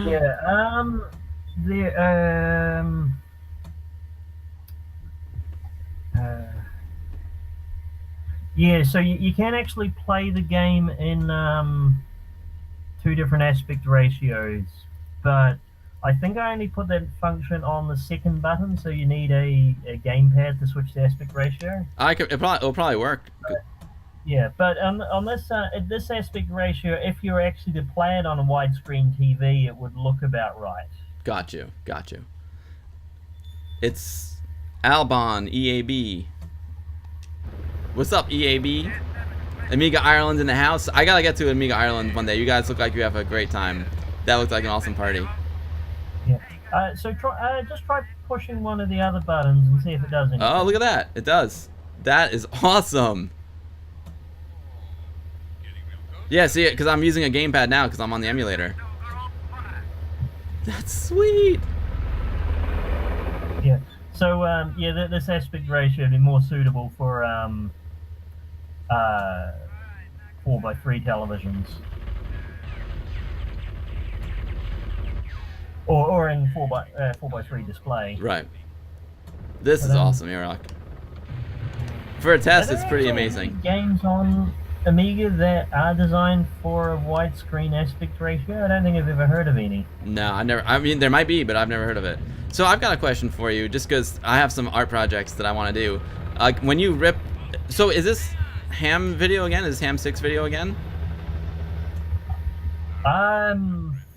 Yes. Yeah, it must be Ham 6. Yeah. Cause I know you made your own engine, but I'm interested in doing some fun stuff with Ham 6 and Motion. So I might need to tap your brain about that. Oh, okay, yeah. I used to use the art department. That's my baby. Is that the name of it? Yeah, the art department professional, also known as AdPro 2.0. Yeah, I've done a few videos over on the Guru Meditation about some of my shenanigans with AdPro, and speaking of Amiga Ireland, I used AdPro in my Amiga Ireland chip loop project that I submitted to their compo. Yo, Hivan is raiding with a party of 13. What's up, Hivan? That's awesome. Thank you guys so much for the raid. Hivan is in a... I know I've heard Riot Retro pronounce it as Hivan. I call him Hivan. It doesn't matter what you call him. He's an awesome dude. Thank you for the raid. Welcome, Hivan, Aka Hivan. Thank you so much for the raid.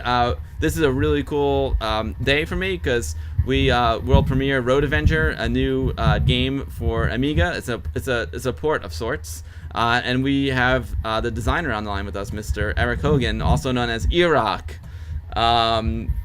Choast80, Daviton, Bjorn87, Intruder PS, how's it going, guys? This is the Swedish invasion.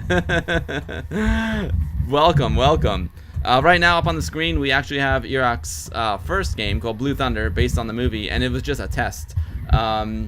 Yo, Joast80 with a sub. Holy crap, dude. Thank you so much for the subscription. That's super, super kind of you. Yeah, now you got the AmigaBill emote. So we're looking at Earock's first game, which was a test, and it's based on the movie Blue Thunder. And then he went on to make a full motion video game called Time Gal, which came out last year, and it was just awesome. I love Time Gal. It's a Japanese anime event-based game. And right now, today, he came out with Road Avenger, which he used the Sega CD version, he used some VCD footage, and he used the Super Nintendo version, put them all together, and now we have an Amiga version of it. It's just super awesome. So yeah, it's been a great day. All right, so Earock, do you want to since we got rated, maybe we'll throw up the game again. I'll play it for a few minutes, and then we did have a lot of folks say that they wanted to see Dragon's Lair, and it'll be kind of fun in a way because we can compare like the Amiga version of Dragon's Lair, which is rendered graphics, as opposed to the full motion video type of graphics that the Earock is doing. Sound good? Yep, that sounds good.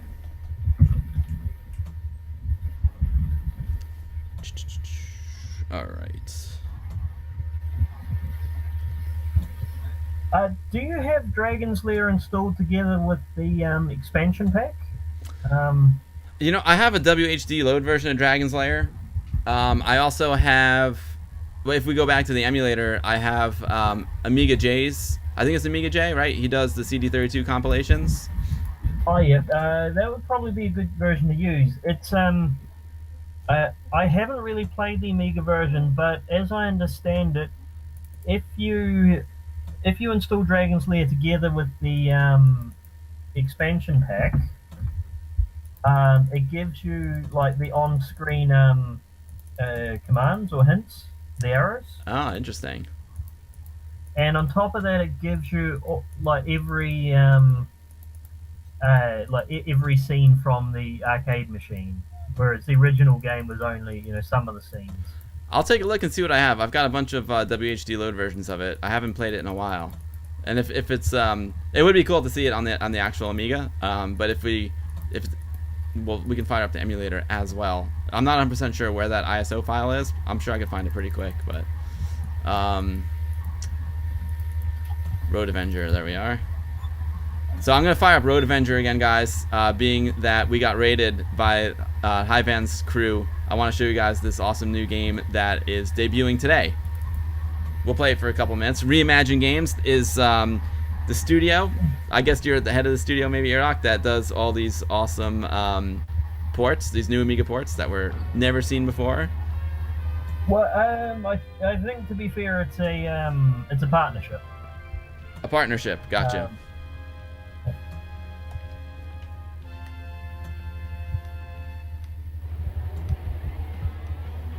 So we have a few options here, guys. Start the game. You can choose your difficulty, which the game is actually the same difficulty no matter like what you choose as far as the timing on the events. But the easier difficulties give you more lives and more bonus lives, and it also gives you the hints on the screen. And then as you get to the higher difficulty levels, there's no more hints and fewer lives. And you can choose a joystick or a gamepad because there's multiple options in this game. It's up, down, left, and right, obviously. And then you hit the fire button to do a turbocharge, or you can pull back to do a brake. So there's turning, there's turbo, and there's brake. You can also turbo by pushing up on the joystick. If you have a gamepad, then you can assign the turbo and the brake to the buttons. Well, you don't assign them, they already are assigned. And this game is, Joe's good question. Thank you, Amix. You need an Amiga 500 with 1 megabyte of chip RAM. And you also need, if you're gonna play it off of a CD drive, you need a 2x CD drive. If you play it off a hard drive, you need about 500 megabytes free.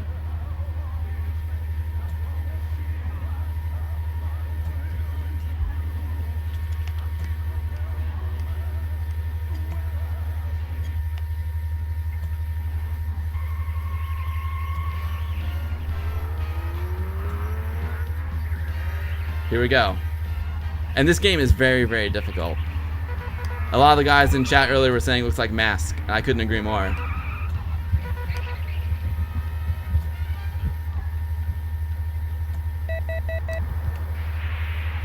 It's funny because as soon as I see brake, sometimes my instinct is to hit the fire button.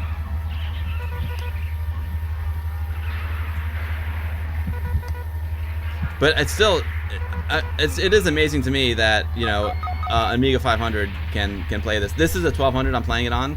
I probably should have busted out my 500 just to show you guys that it runs on the 500. But this is an 030 1200. Well, it's a 1200 with an 030 accelerator.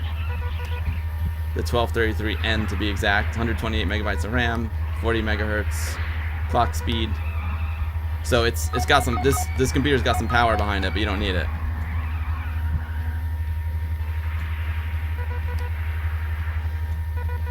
And these games are also they require a lot of concentration, so I apologize. It requires your undivided attention, so I apologize if I'm behind on chat. I'm usually behind on chat anyway. I stink at it. But you guys get the idea. It's a really gorgeous game. All the video footage is in a proprietary format that Earock made, but it's essentially Ham6 footage. Ham6, if you're not familiar with Amiga, Ham6 is 4096 color mode. So you can have 4096 colors on the screen at one time. Traditionally, it's in low resolution mode. So NTSC would be 320 by 200, but this is probably 320 by what, 256? I think that's the PAL resolution. I can't recall. I grew up with NTSC. I have those numbers ingrained in my head.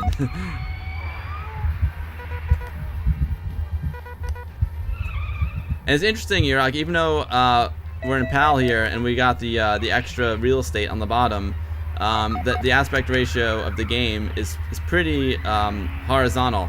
So there's a lot of empty space at the bottom. Yes, so the resolution of the video is only 256 by 160. So it's even lower than low res. Gotcha. Yeah, and it even like, because you can see when it switches between showing the dashboard and hiding the dashboard, so it shows even less than that when the dashboard's on. And I love how like you see the wheel turn. That's a really nice touch. Like I was saying before, like the fact that the car moves and there's things happening on the dashboard and like the engine moves and the car responds to the environment. It really like ties it in to the video footage really well.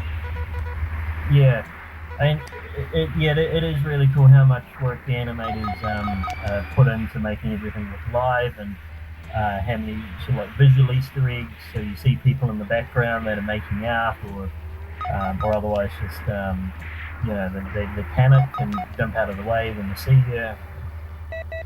Oh, the people in the background are making out, huh? I didn't catch that the first time you said it. I'll have to go frame by frame and check that out.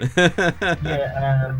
Well, there's probably a few places in the game that happens, but I only really noticed it on the last level near the start. Out on the beach.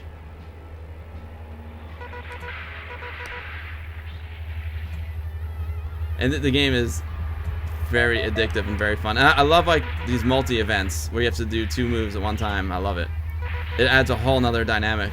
Because all the games I've played, all these QuickTime event games that I've played in the past, they're all just like single command events, you know. But the fact you have to do two actions at one time definitely makes it a lot more challenging, a lot more exciting.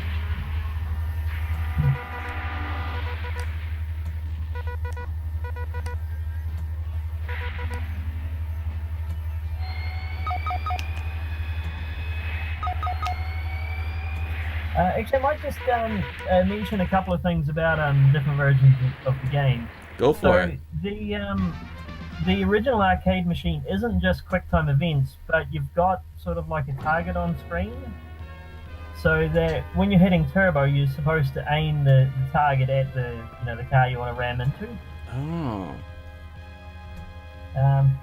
And there was an iPad version. The iPad version you can't buy from the store anymore.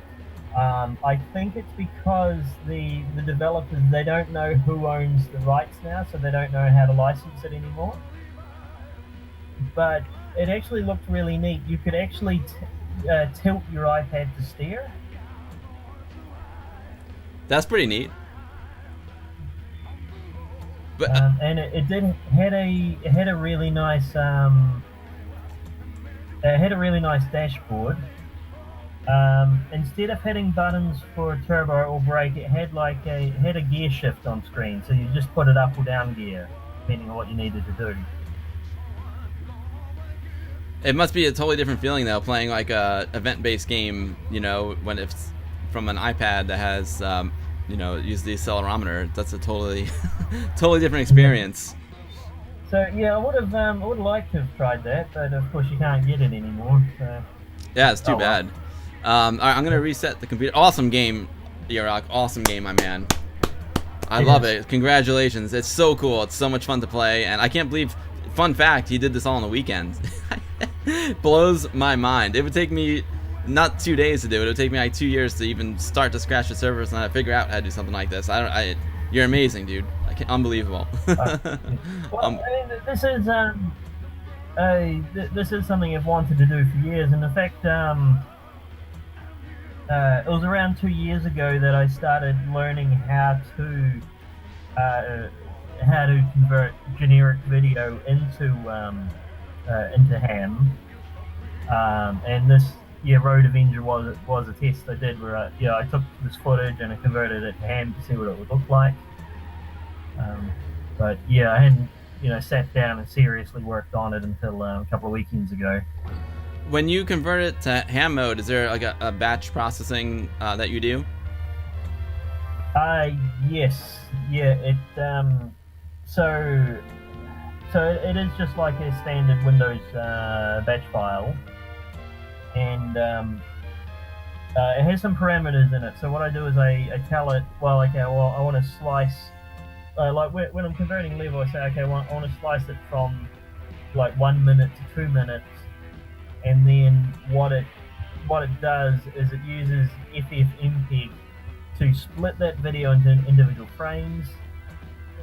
Then it uses a different Windows command line tool to convert the individual frames into ILBM images, or IFFs, and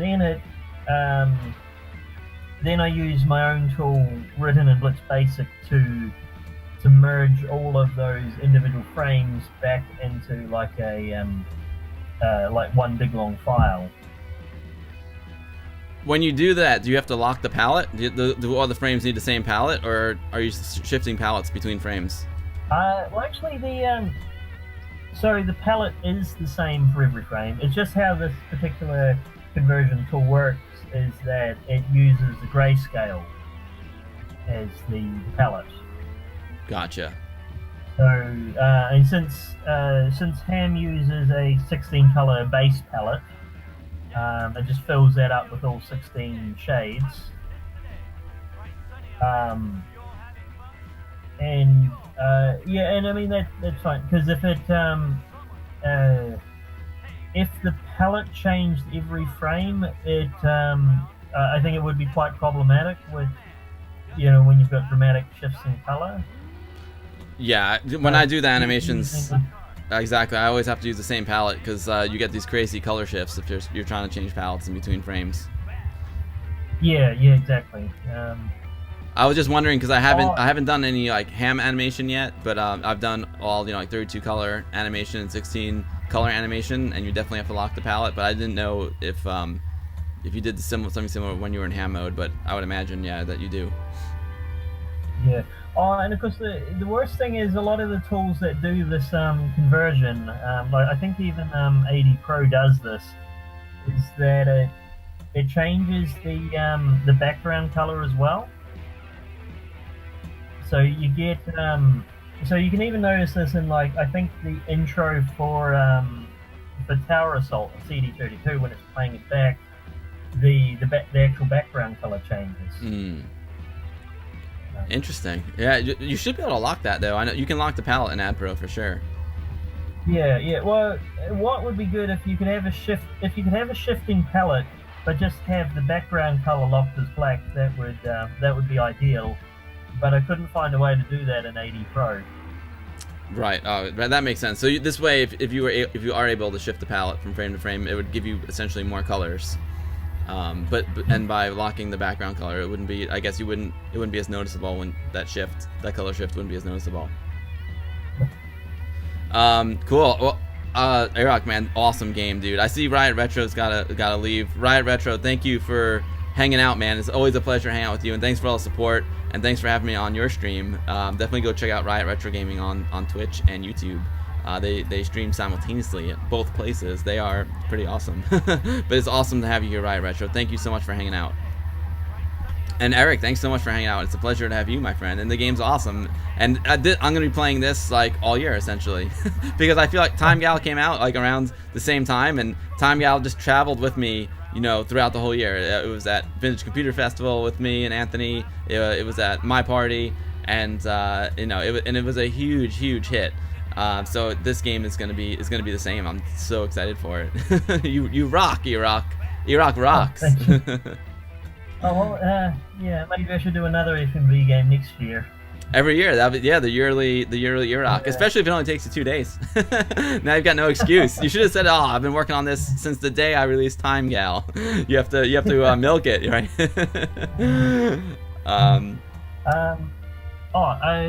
So in response to DD and ITV, so yeah, Ninja Hayate is it's another game by the people that made Time Gal.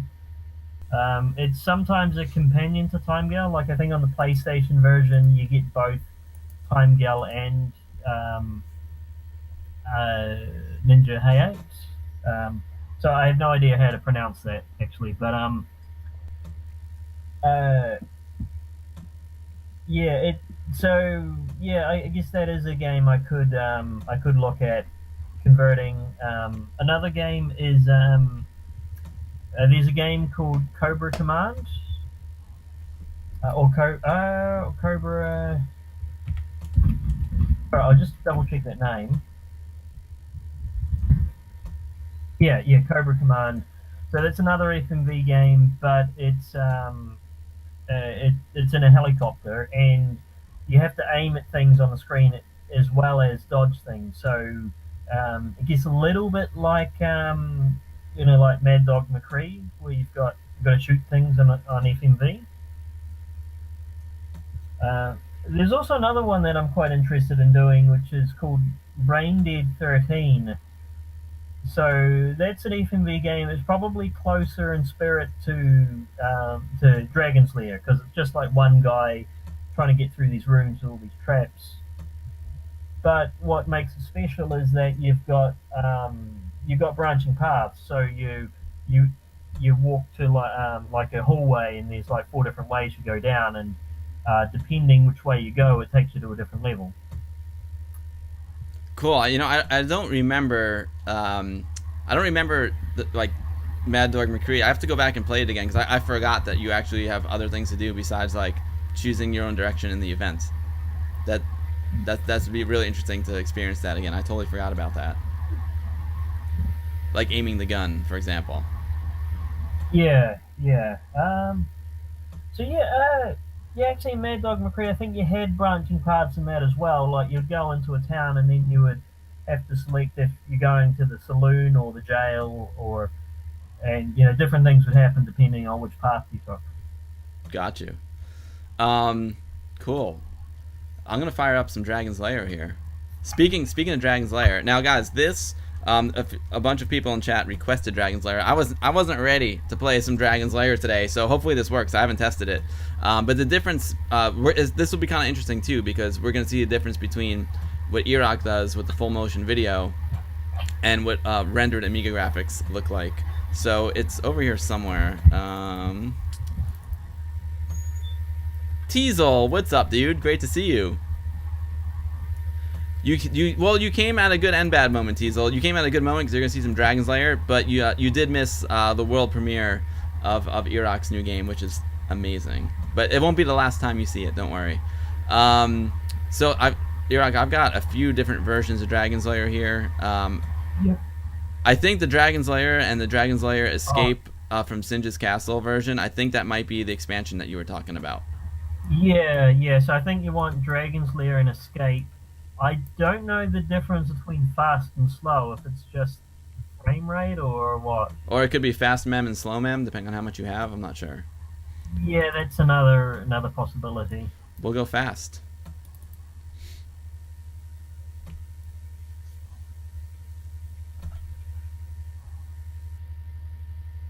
Oh, wow! You prioritized me over the SpaceX launch, DD TV. That's impressive. Thank you. There is no Dragon's Lair 3. I think there is on Amiga. I think there might have been. It's there. Well, we can look it up. We can try it and see. Yeah, I'll just have a quick look on Lemon Amiga. See what it, yeah, so there is Dragon's Lair 3 on Amiga.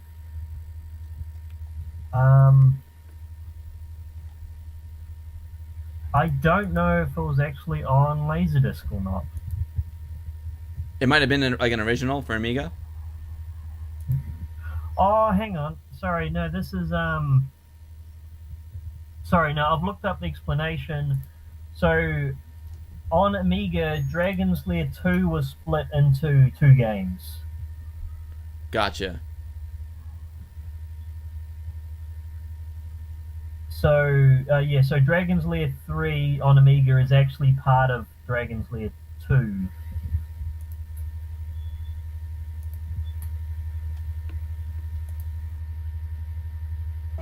Here we go. Now this is obviously not the original because the original did not have the hints down there.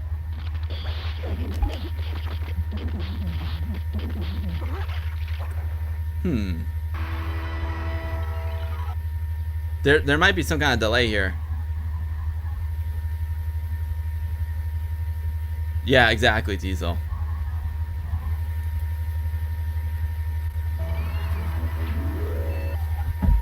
So, yeah, it's a similar thing with Dragon's Lair 1 on Amiga. They split it, so with the Laserdisc version, when they ported it to Amiga, they split it into a game just called Dragon's Lair, and then the one they call Dragon's Lair Escape from Singer's Castle. Mm-hmm.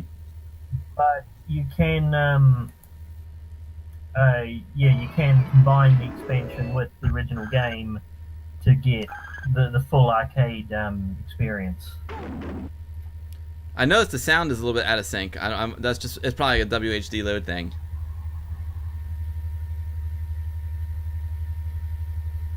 Oh, I see. This is 1. Right. Hell's Angel saying this is Dragon's Lair 1, but Amiga version had to cut it up into parts, from what he recalls.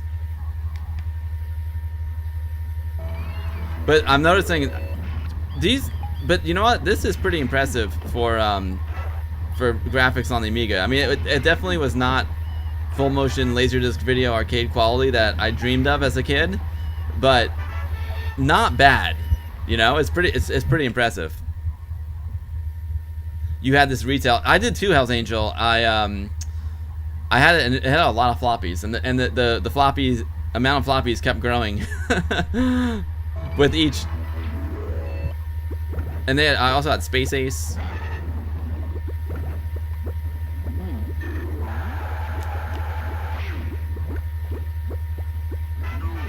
I forgot that was just a single event. Just press the button there.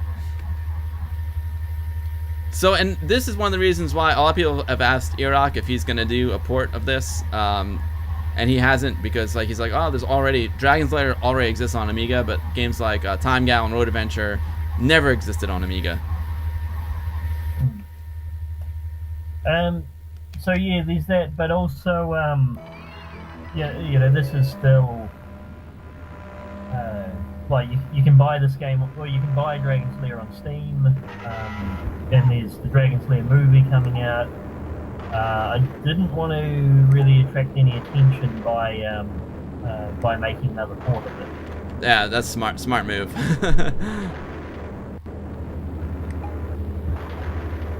Yeah, because this is still some pretty hot intellectual property. I didn't know they were making a movie out of Dragon's Lair. It was 6 floppies and it was HD installable. Oh, that's cool, Hell's Angel. You know what? I probably had it before I had my hard drive. Also, from what I remember, yeah, there wasn't too much disk swapping. It was like the Cinemore games, like you need 2 floppy drives because there was a lot of disk swapping. But I remember it wasn't too bad. I got stuck in the wall. But this, I mean, the graphics in this game are really nice, Earock. It's got a certain charm to it, you know. It's definitely, like I said, it's not the same experience as the arcade, watching the Laserdisc footage, but it's got a nice charm to it. I like it. It was supposed to get kickstarted Oh, what was supposed to get kickstarted? A new the Dragon's Lair movie, or Dragon's Lair for the Amiga?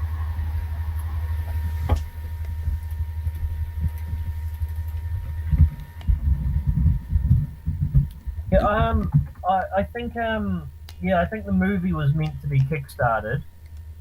Um, yeah, so I wasn't actually aware that they failed, but um, oh, yeah, it appears that they switched to Indiegogo, so they may still be able to make it anyway.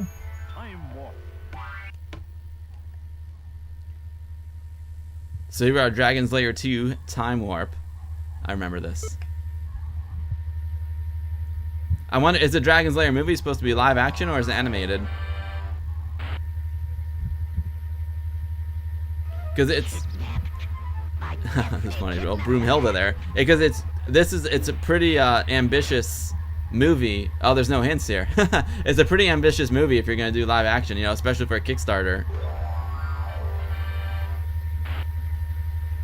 But I guess if they were doing a Kickstarter for it, maybe they got the rights to it. And this is the way it used to be. You used to have to like used to have to guess when the event was going to happen, and you'd have to guess like what to do. Animated. Okay, yeah, I figured it was animated because doing a live action Dragon's Lair would require a lot more of a budget than a Kickstarter. I'm hitting left. There we go. Okay, left seemed right to me. Left seemed right. Left seemed correct to me. So, and this is how you used to have to play these games, man. You used to have to like memorize it. I remember I used to have a notepad next to my Amiga and like write down all the moves and all the events and when they were supposed to happen. 2D animated. Well, I mean that would make sense, right? Being that the game is 2D animated. I wonder if Don Bluth was involved. Is Don Bluth still alive? Do you know? Yeah, I think he is. Well, I think he's quite old now, but I think he is still quite active with this Dragon's Lair movie project. Oh, that's good. I mean, if he's behind it, that's a whole nother story. You know, it's not just fans doing it; it's the actual guy.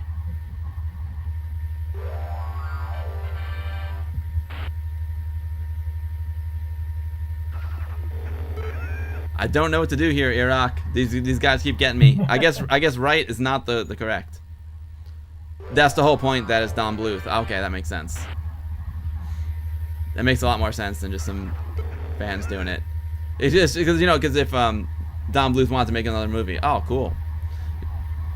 It's just because when I hear Kickstarter, I immediately think like a fan kind of film or like indie film. Like I wouldn't imagine Don Bluth doing the Kickstarter, but it totally makes sense. It might be fire, Teasel. We'll try one more time. We'll maybe throw on some Space Ace.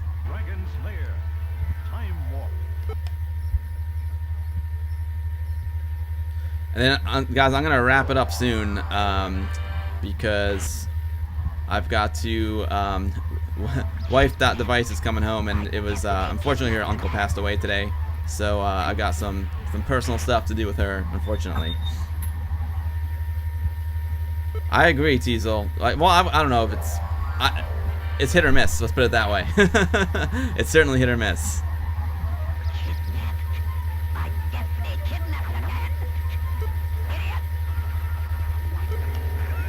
It wasn't fire.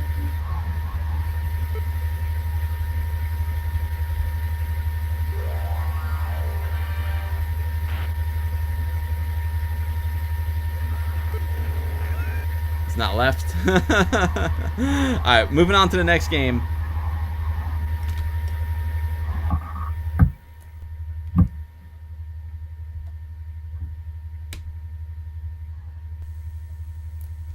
Earock, did you ever play these back in the day? The Dragon's Lair and Space Ace Amiga versions? No, actually. Well, I didn't really have an Amiga when I was a kid, but even then, I didn't really have the PC versions of these games either. I mean, in fact,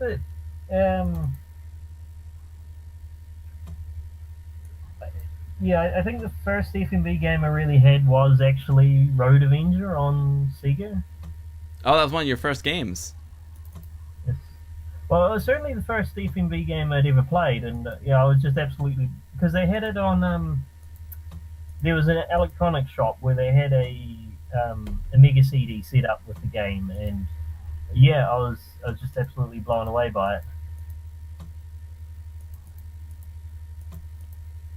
Thanks, Namex. I appreciate that, bud. Once we're doing Dragon's Lair, you can't play some Dragon's Lair without a little Space Ace. I think but so Amiga J did a whole ReadySoft compilation, CD32 ReadySoft compilation, from what I recall.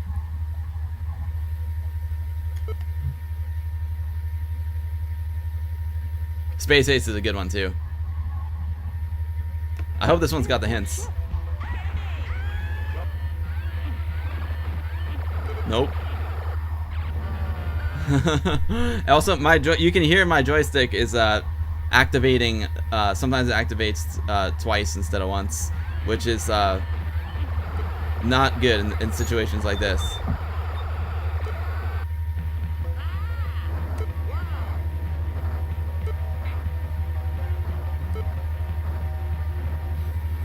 I guess it's up. The death scenes in these are hilarious.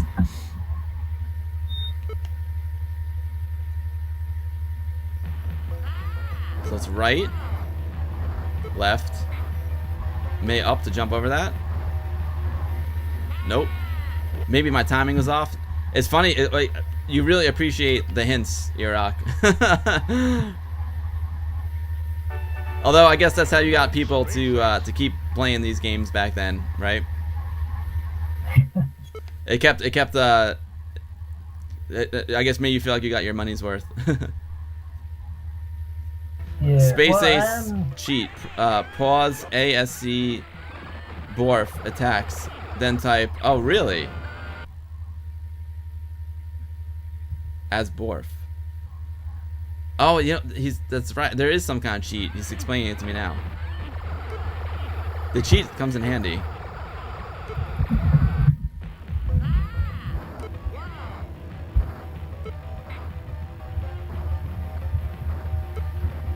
There we go. It's all about the timing.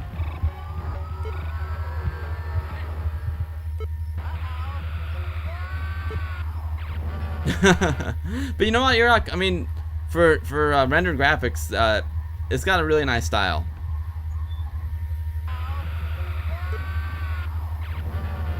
Yeah.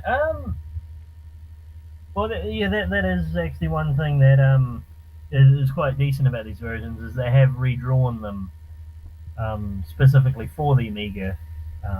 Whereas what I did in Road Avenger, I basically just converted the video without touching it up in any way. Right. All right. I think this is pretty much a good place to call it a day for me, Earock. Man, I had an absolute blast hanging out with you today. Is anyone have any last minute questions for Earock, or Earock? Is there anything else you wanna add before we say goodbye for the day? It's not goodbye forever because you're becoming a regular on here, which I love. It's always a pleasure to have you on. So if there's anything else you wanna add or tell people about, don't forget to pre-order LR City, maybe something like that.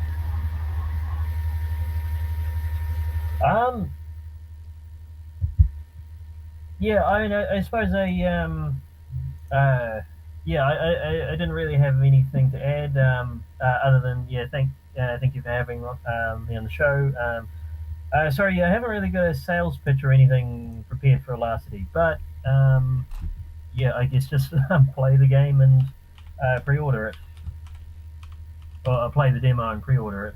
Well, you know what we'll do here. Let's help you out. Thanks, Hell's Angel. I'm glad you enjoyed it. Doing these. I love having guests on. You know, and I feel like I'm getting a little bit better with interviewing. It's always tricky. Earock, I hope you enjoy it, because it's always tricky for me to like try and run the stream, play the game, and have a somewhat intelligent conversation with with the guests. So hopefully it was all right for you. But I'm over here on amiga.net.pl, and we go to games, and we can go down to LR City, and that's where you can pre-order Earock's other game. And this game he is creating from scratch. This is not a port. This is a game he's creating from scratch. You've probably seen me play it here on stream. I won the LR City high score competition in the Fostex high score weekend. So that was really fun. But if you want to help support Eric and everything he does an unbelievable amount of work for the Amiga community. I can't imagine how much time and effort he puts in. Go give him, show him some love and support LR City. I did like a buy all here on Amiga.pl. I bought Lumberjack and LR City Solid Gold and Tanks Fury. So I can't wait for him to come. But yeah, this is where you can go. You go to amiga.net.pl and you can pre-order LR City there. But Eric didn't come on the stream to do a sales pitch. He came on just to like share his new project with us. But I figured before he goes, it'd be nice to give him a little shout out. You know what I'm saying? Oh, thank you for that, Bill.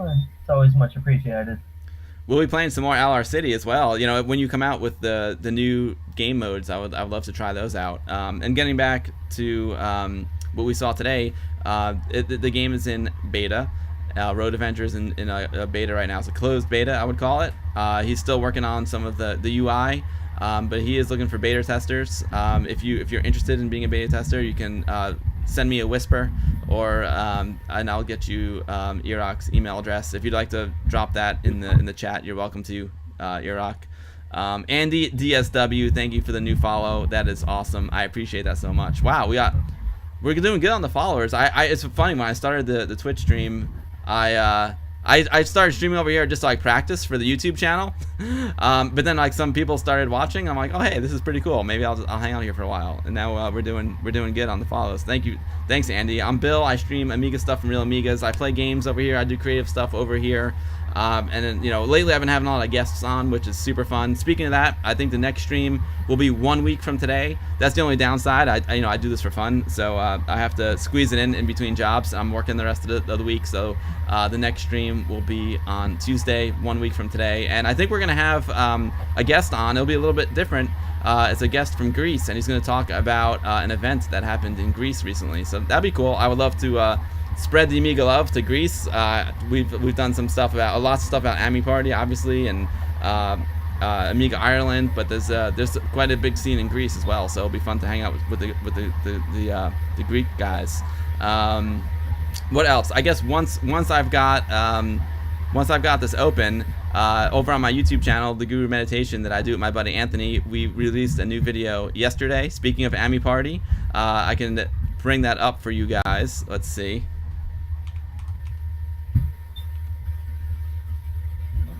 And it's something you want to check out. Stop. Where are we here? It's called DIY Amiga Projects, and it's pretty sweet. I went to Ami Party 19. No, I'm sorry, Ami Party 21 back in August, Eric, in Helm, Poland, and these guys had all these amazing like do-it-yourself projects. So this is Architect 1200. He's got this amazing Amiga 500 FPGA board that he's working on. He's also got this this scan doubler that you can see here. It's like an Indivision AGA, but it's smaller and probably more inexpensive is his plan. And he's got a Gotek-like floppy drive emulator, but it runs off of micro SD card, and it's got this cool OLED display that allows you to choose your ADF files.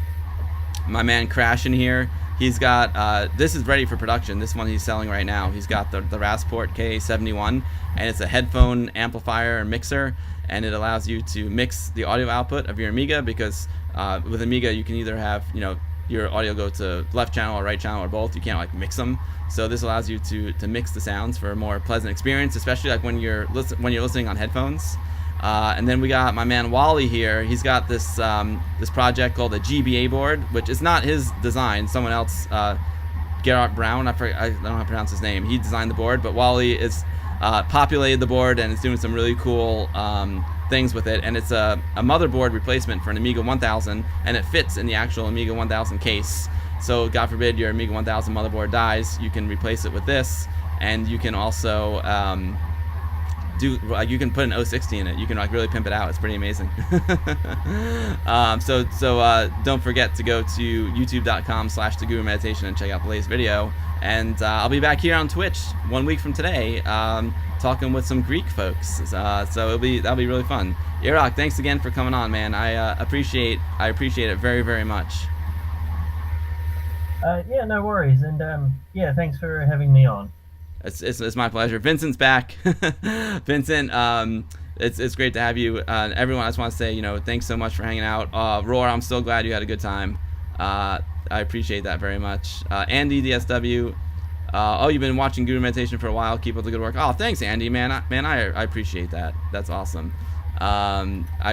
We put in quite a bit of work and time into this and the Guru as well. So it feels really good to have people say nice things about it. Retro Redrum, you're almost up. Retro Redrum, you're almost up. The only reason why I'm delaying you is because this event in Greece happened very recently, and so I don't want it to like go too long without talking about it. And I need to go to my parents' house this weekend and bust out that Commodore 64 for you. Thank you, Amix312. That's super, super kind of you. Don't forget to go check out Amitopia TV, amitopia.com. That's Amix's website, and he is a huge promoter of Amiga and Amiga community. He's the man. All right, guys, so that's about it. I'm gonna take a quick peek over here. Maybe we'll do a quick raid. Unfortunately, I can't stick around, guys, because like I said, I got some family stuff to do tonight. My wife's uncle passed away, and she's gonna be coming home soon, so I gotta take care of that important stuff. But let's see if any of my friends are streaming, and we'll give them a little raid. Browse, following. Where am I down here? Twitch.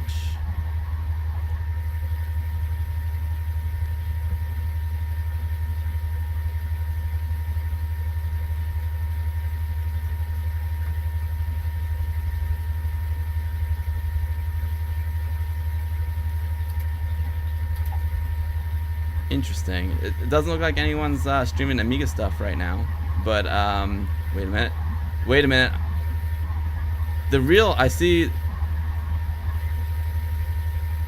I see the real Hellcat.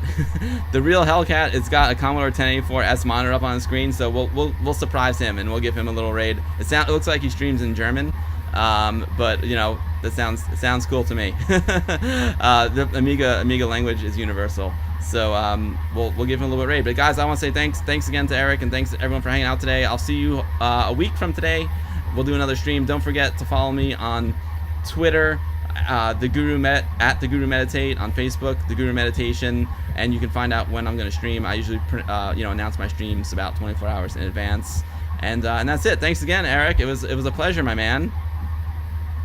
No worries. All right, guys, take care, and everyone, thanks for watching. I'll catch you next week. Amiga forever. Catch you later.